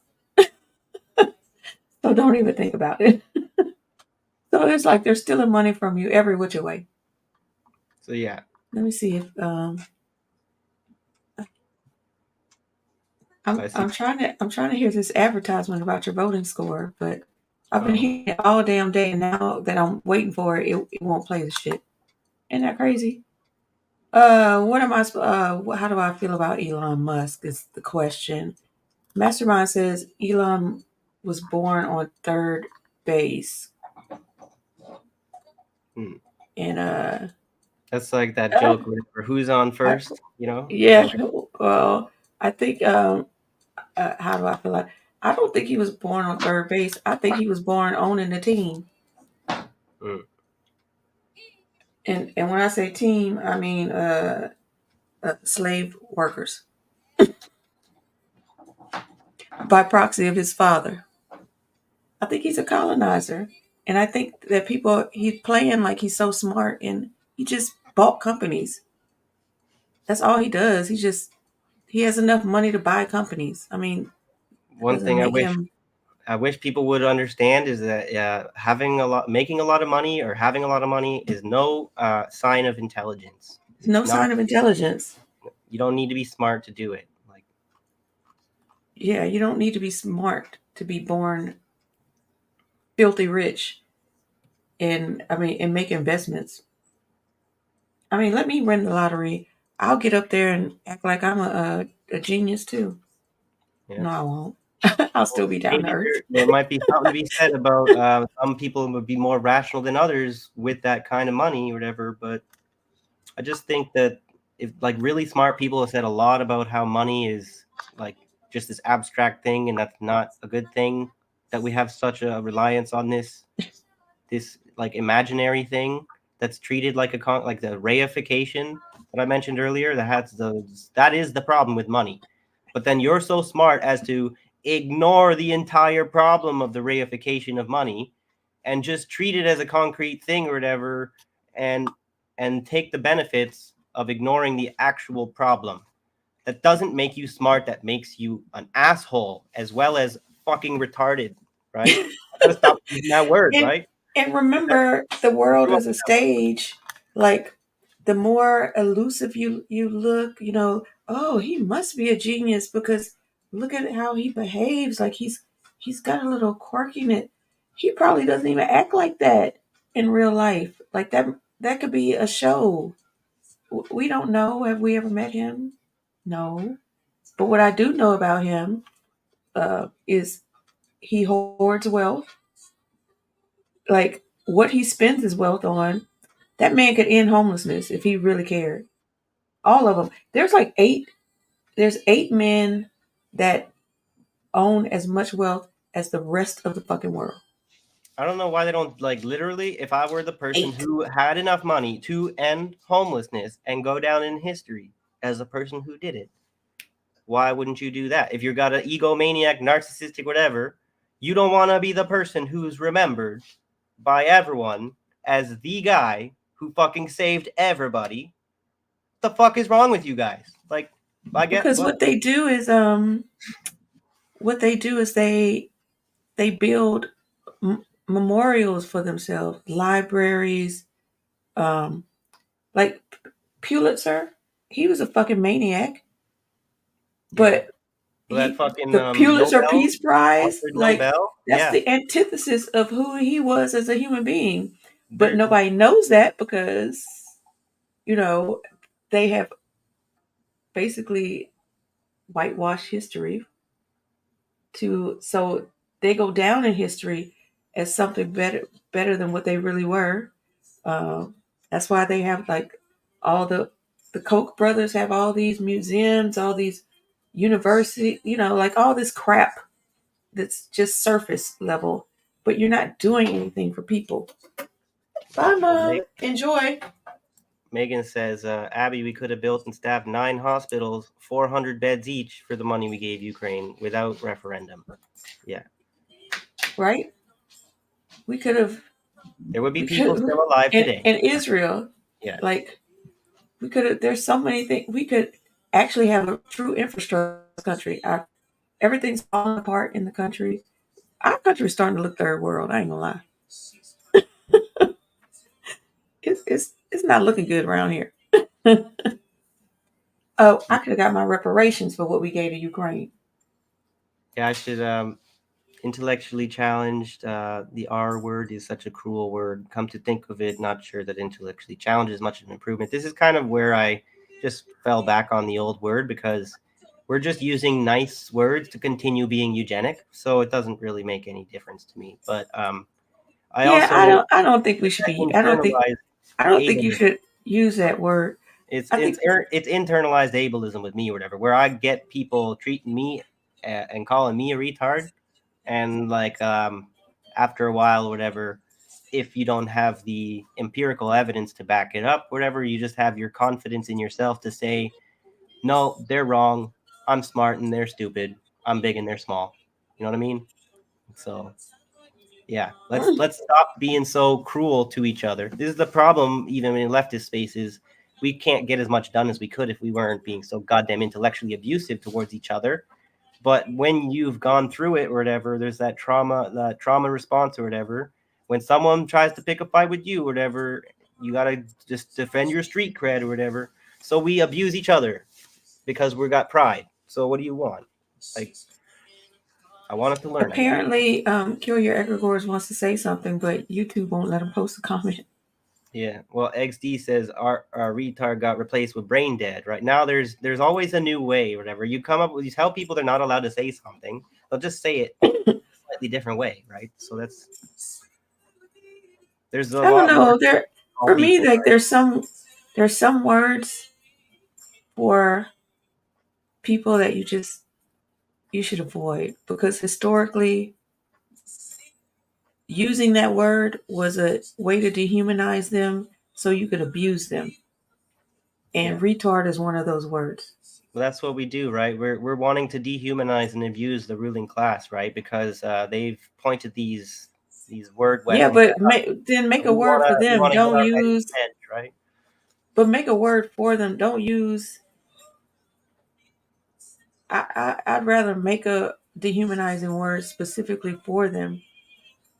Yeah. That's what we should do. Let's think of some dehumanizing words for the PMC class. We need to come up with a word that means rich and stupid. There's a song or whatever called like forget, like a Russian like trap music type song I listened to or whatever, called Uebok, Uebok, and I think it means something retarded. Basically, they're talking about the American military in the song. But feel free to look that up. What's a troglodyte? I gotta look that up. Troglodytes.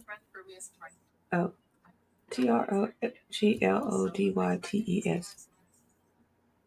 troglodyte. A person who lived in a cave. Oh, but that's like a hermit. A hermit, a person who is regarded as being deliberately ignorant. Oh, okay, or old-fashioned. Well, the troglodytes, from what I remember, were also people who lived in a cave who maybe ate other people or other tribes. Oh, I usually. They're literally the cannibal underground dweller, the troglodyte or whatever. Oh, when I'm trying to be mean, I call them. I'm like, hey, well, they do have that Neanderthal gene. Just saying. Oh, hey Wesley, good to see you. Hi, Wesley. Yeah, prehistoric caveman connotation. Yeah, I don't think that's. Well, we could start there, but I don't think that's enough. We got to go lower. See, we gotta go way lower than that. This is what annoys me though, right? Savages, yeah. Jack's saying people are pretty strict about things like that in the UK. If people call anyone R word in the UK, they could be looking at a disciplinary or even a dismissal. So we can fire people for using words that hurt people's feelings, but we can't get rid of the diddlers. What's wrong here? Well, I think we could do both. We could, but there's a reason why it's happening this way and not the other way, right? They're using like the free speech control, whatever, as behavioral control, right? And so it's an opportunity to manipulate the character of someone else, whatever. You want them to be a different person, the person you want them to be. You manipulate the words they're allowed to use to change the thoughts they're allowed to think, to change the behaviors they're allowed to behave. So even though I don't think it's right, it's that free speech argument, right? I don't think you should be allowed to be rude to people. Like, I don't think you should be rude to people, but I think you should be allowed to, as long as we're not crossing the threshold of threatening people. Then you have to deal with it. Yeah. You could say whatever you want. Like, you could call me the N-word, but don't be surprised if you get punched in the face. To rise above you could say what you want. Of course, but you should also do the better thing. If you, like, some people don't believe in morality whatsoever, in which case this is a total waste of conversation, right? If you think, well, we should believe in morality. I think there's a use value to it, right? People can say whatever they want to say. I'm not saying they can't. I'm saying the act of decency is not to call people words that have been historically used to dehumanize them and oppress them. That's what I'm saying. I wouldn't call a Chinese I wouldn't call a Jewish person I No, wouldn't call a Mexican person you know what I mean? Because no. when you using those words, it's like one specific word for each of those groups that has been used in the way to oppress them. Those Yeah. words I stay clear of. Yeah, me too. Now, Yeah. um, Some people well, some people have or rules. is one of those words. Some I would people think argue. some people say I'm not going to use those words most of the time, but if that particular group of people piss me off, that's when I'll use the word against them. And I still think should be That's no. not okay, right? That's not okay. Yeah. No. Like you should be able to have enough language to be able to argue with them and piss them off without dehumanizing them. Robbie Burns is in the house. Yeah. That's just my opinion. Megan, she says when people insult each other racially, it means they have no argument otherwise. That's a good point. I think. Mhm. Yeah. Racially or yeah. Yep. Anyway, that's kind of I Yep. think Yep. we're going to leave that. We have anything else we were going to cover? I did Uh, say we were going to could talk about the Gulf Stream collapse thing. I just think they make it so open ended. It's a little bit like, but it could happen anytime between 2025 and 2095. You could drive a truck through that window, right? So it's like if you're gonna make a claim, you kind of need to. If you're gonna make a scientific claim, you got to get precise enough to make the claim meaningful, because that's like a black swan event, right? Like something could happen tomorrow, but it could also happen 100 years from now.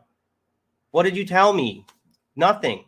Like, I guess there's something to be said. It could happen within the next 100 years instead of the next 1,000 years, or whatever. Yeah, I guess but there's also people who disagree, or whatever, who say, no, the Gulf Stream's not shutting down. And in that article I was reading, it's from like New Hampshire Public Radio, or like NPR kind of thing, not the kind of source I want to be.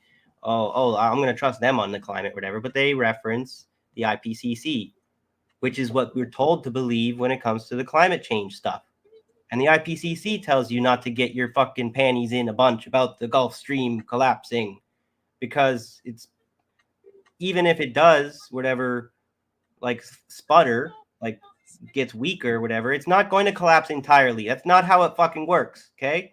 It's been going for like 8,000 years. All right. It's not going to collapse overnight. It's just not. Okay. So yeah, but we could also, there was, and it's not like they really care. I mean, we blew up the Nord Stream pipeline.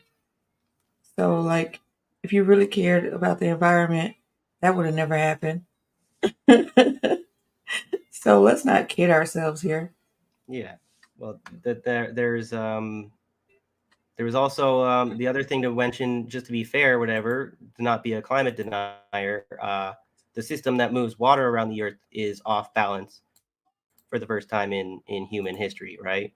Says CNN. So not my favorite person I want to trust on the climate again, right? But there's a thing called the third person effect, or whatever, where we believe other people are more influenced by propaganda than we might be, and that's always relevant to keep in mind.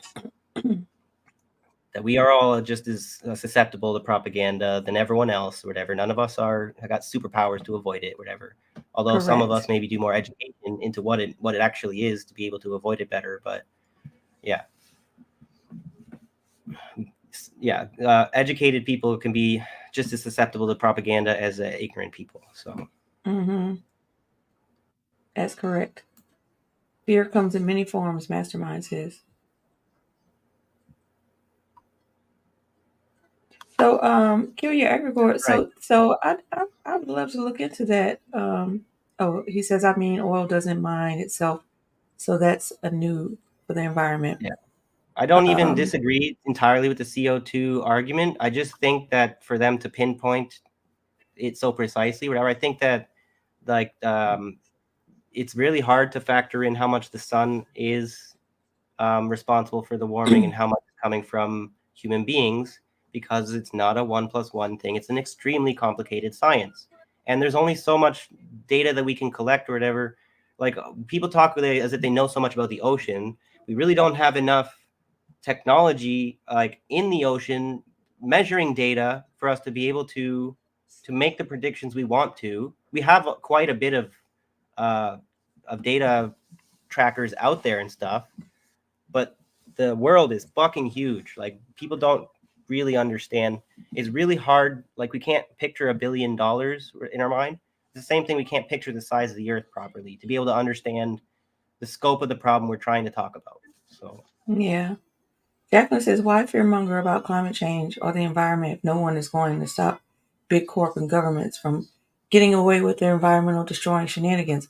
Because it makes people feel good, like they're actually doing something, like it's another makes version of people team feel all sport. warm and fuzzy inside. And Well, yeah. Now you can get the people to join on the black and white thinking, right? So we can have the people who say that it's all bullshit and I'm just gonna vote for Trump or whatever. And then you got the people who are gonna lose all their shit, whatever. Say we all gotta fucking lose our shit because we all gotta run out into the woods or whatever and stop driving a car immediately or whatever and start doing everything like a prepper or whatever. Like that seems like panic on overdrive or whatever to a lot of people, maybe for good reason. And maybe this is the one situation in history where that is exactly the right reaction to have, right? I don't yeah, fucking know. Sorry. yeah. Many articles on climate change. You're right, Fear Rondo. porn. It's just Yeah, fear porn. that's what I'm Because saying. if you go Don't forget back, the possibility. Yeah, go ahead. oh, I was just gonna say, if you go back and look at the news from like shoot as far back, even before I was born, they've been talking about climate change. And I mean, Al Gore said we were going to be like, he predicted by, I don't know, 2012 or something. I can't remember what year it was. He was like, it's going to be catastrophic. Everything's going to be gone. And here we are in 2024.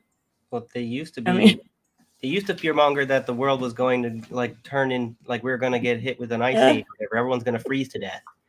And yeah. then there was a very specific kind of Now time everything's going to period heat where it up. transitioned to, oh no, we're completely wrong. The science says actually we're about to get fucked by global warming, whatever.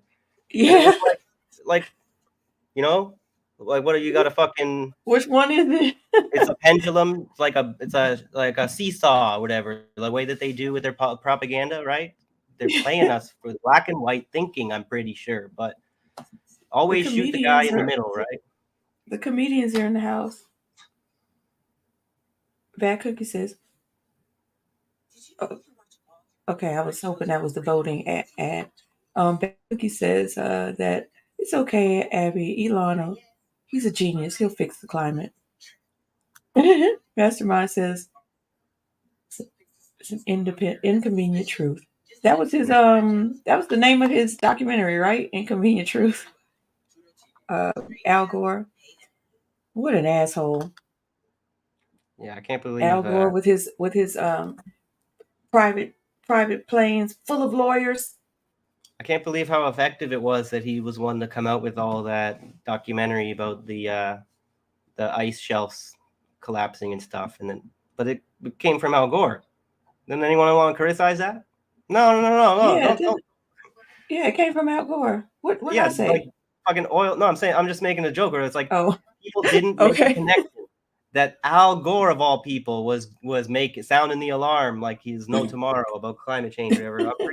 I don't know, I forget now, but he was like oil and gas or whatever politician, like very well documented. That's where his interests were. We're just gonna ignore the inconvenient truth Ignore when we want to. Like, okay. ignore the fact. Yeah, that's like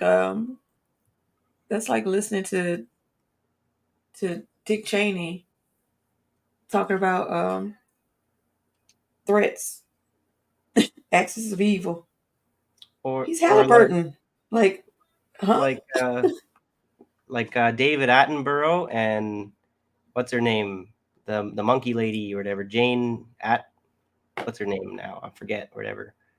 But they're the Malthusians. They want to murder billions of people because they think we're overpopulated, or whatever. But then they'll push their environmentalists or whatever. They're on their documentaries talking about the environment being destroyed by the climate crisis, with like the violins, like doing like this super dramatic propaganda, or whatever, making it really sad, really feel bad for the polar bear there, so that you can justify the murder of millions of brown people, right? Like, or billions, I mean, right? But Jane Goodall, I think, is that her name? Talking with the WEF I people. think so. Yeah, those people are evil people, but they are very good at portraying themselves as like some Jane kind of Goodall, the lady who monkey, was like talking the to the ape lady. monkey. Yeah. What did she She do? is she is one of the Malthusian people who wants billions of people to die or whatever, so we can fix the planet or whatever, overpopulation crisis. She's one of these people talking to these WEF ruling class people who want to great reset us, basically, right? So What? yeah, I forget. Okay, that went over my head when you first said it. Oh, exactly. That's my point. Okay. It goes because most people don't know. If you don't know the backstory of these people or whatever, their media presence is effectively portrayed them as like the quaint little grandmother that's done no wrong or whatever. The Mother Teresa. Mother Teresa is an excellent example also. Someone who's got this glowing reputation for the average person or whatever, but there is a story there that will reveal a monster underneath. So So Megan says Diane Fossey also. I don't know that name. She's a primatologist and conservationist. Yeah, she did stuff with gorillas too. Oh well, Black Did Lives stuff. get going. So Did see you stuff. later. Bye, Black Life. Oh, she's going to a Maxwell concert. I'm jealous. Yes, Gandhi too. Oh yeah, Jacqueline. Gandhi too. Yes, Gandhi. I heard about him later. Yes. That's why like we have to not put so much emphasis into people we don't know. We don't know these people. We don't. Well, The world is a stage, and we have to remember that. this is the thing about the leadership or whatever. We need a leader. If that's what our movement is missing or whatever. Where there's a lot of criticism against like anarchists and stuff because they don't know how to organize. Because when they disagree about something, there's nobody to override anyone else or whatever, and the squabble will just go on forever. So you definitely need a leader for everything, and then we need to have a Stalin and everything to do this and that, whatever. And Stalin could never do no wrong, whatever. Definitely didn't purge nobody, right? It's like, I'm sorry that there is a problem investing our faith in the leader to solve our problems, or that in and of itself is a problem. Okay, the hierarchy stuff is not always going to be good for us. We want to overcome it if we can, right? I'm sorry. Bad Cookies is cutting up in the chat. I don't understand why with the technology. First of all, with the Constitution was supposed to be rewritten every 19 years, and we have like AI. The way the technology is going, like why can't we have an open source voting, and we just vote on? Just let us vote on shit. We can vote ourselves. We don't need to represent ourselves. We don't need them. Direct democracy. Direct democracy. Yeah. Don't put it in like something this thick and put pork in there and add bills like all stacked on top of each other. One issue voting. Every issue. It's one of those things, but because we're so used to the world that we know, that's like the fear of the unknown that we get when we think about that idea. It's so much more give people a block of time to like have it like maybe I'm just like throwing shit out there, to be honest. Like give people blocks of like quarters where they give you issues and you have enough time to read it, vote on it if you want. And every quarter there's new things come out. Single issues. I don't know. We have the technology to do that. Well, technology is definitely getting to that point where it's going to make or break us. Yes, Snorky, if we allow that, yeah, but Hey, we're allowing a genocide. That's an interesting point. Trying, I don't have we're any. trying to stop it, but who's listening? I go through this this embarrassing situation, like where I Yeah, my mind tells me my solution to my problems is to get a lawyer to help me, and then I remind myself that every time I do that, the lawyer doesn't fucking help me. Fuck the lawyer or whatever. So what do I do? But the only solution is the lawyers have to do the way that the system is set up. You need the lawyer to do what they're not doing for you to move forward, or else you go to jail for So Wesley said the lawyers wrote in screwed it to start with. yeah, Well, we're Jack. 2 hours in. Thanks, Jack. Yeah, we don't maybe need to be going on much longer, but we're just chit chatting. But bad cookies. No, Maxwell did not write what in your butt. It's an awesome song, by the way, and the video is even better. And South Park spoofed it. It was awesome. I'm not sure which Maxwell is this that we're talking about. Maxwell's, yeah, he's a singer. Oh, okay. Now the Maxwell comes. There's two Maxwells that come to mind. That's Ghislaine Maxwell, and then Oh no, Jordan Maxwell. Is that the other guy? No, his stage name is Maxwell. Yeah. Yeah, that's it. Just Maxwell. But as far as voice. do we have any announcements or anything? I was gonna pump whatever what do you say? I was gonna shout out the ATP network. You heard me mention those guys to you before a bit. They're like a let me share my screen a bit. I'll show you their Twitter profile thing real quick. They're like a Twitter mutual aid organization, right?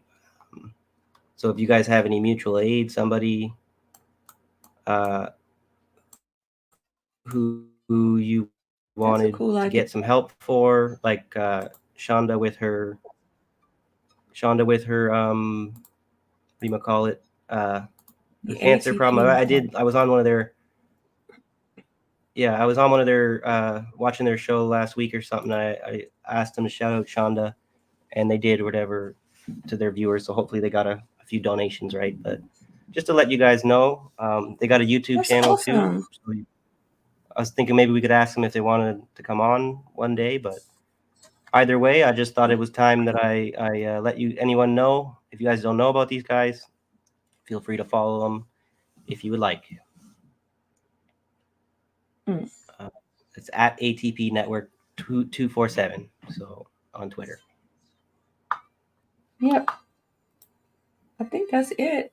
I was like, I've been sitting here listening to this Pandora waiting for this damn advertisement and doesn't want to come on. I've been hearing it all damn day. When I said, oh, I got to play this on Noteworthy so they could hear it because I was just flabbergasted. I mean, I know it's public record. You could see like what someone's affiliation is, their political affiliation. I don't even know what mine is right now because politically homeless a little bit. You know? Yeah. I don't know what they have me listed as. I need to check. Yeah. But I didn't know that we had voting scores. That's some of that dystopic eugenic crap that I like. There's no way that we should have any of that, right? We should have had a public that was aware enough that we need to push back against this stuff, and we suffer the consequences of our apathy now. So should be fun. Let's all buckle up, right? Yeah. Oh, okay. Maybe I'll look this up and we could talk about it. But anyway, yeah, I don't think I have any announcements other than come hang out with us on Monday because I think the conversation is going to be very interesting. Relationships, friendships, and situationships. So we're going to be going through. Maybe you should suggest to your libertarian friend about there is something of difference between like right libertarians and left libertarians, and so there's What's the relationship between them? You sort of feel them out for what do you feel about the left libertarians and like the libertarian socialists, right? Because those are the ones that I have hope for, in a sense that like they don't deny some obvious facts of reality that like the Republicans and the Democrats do, and some of the Greens and stuff. Even it's like, but then they still have blind spots, right? So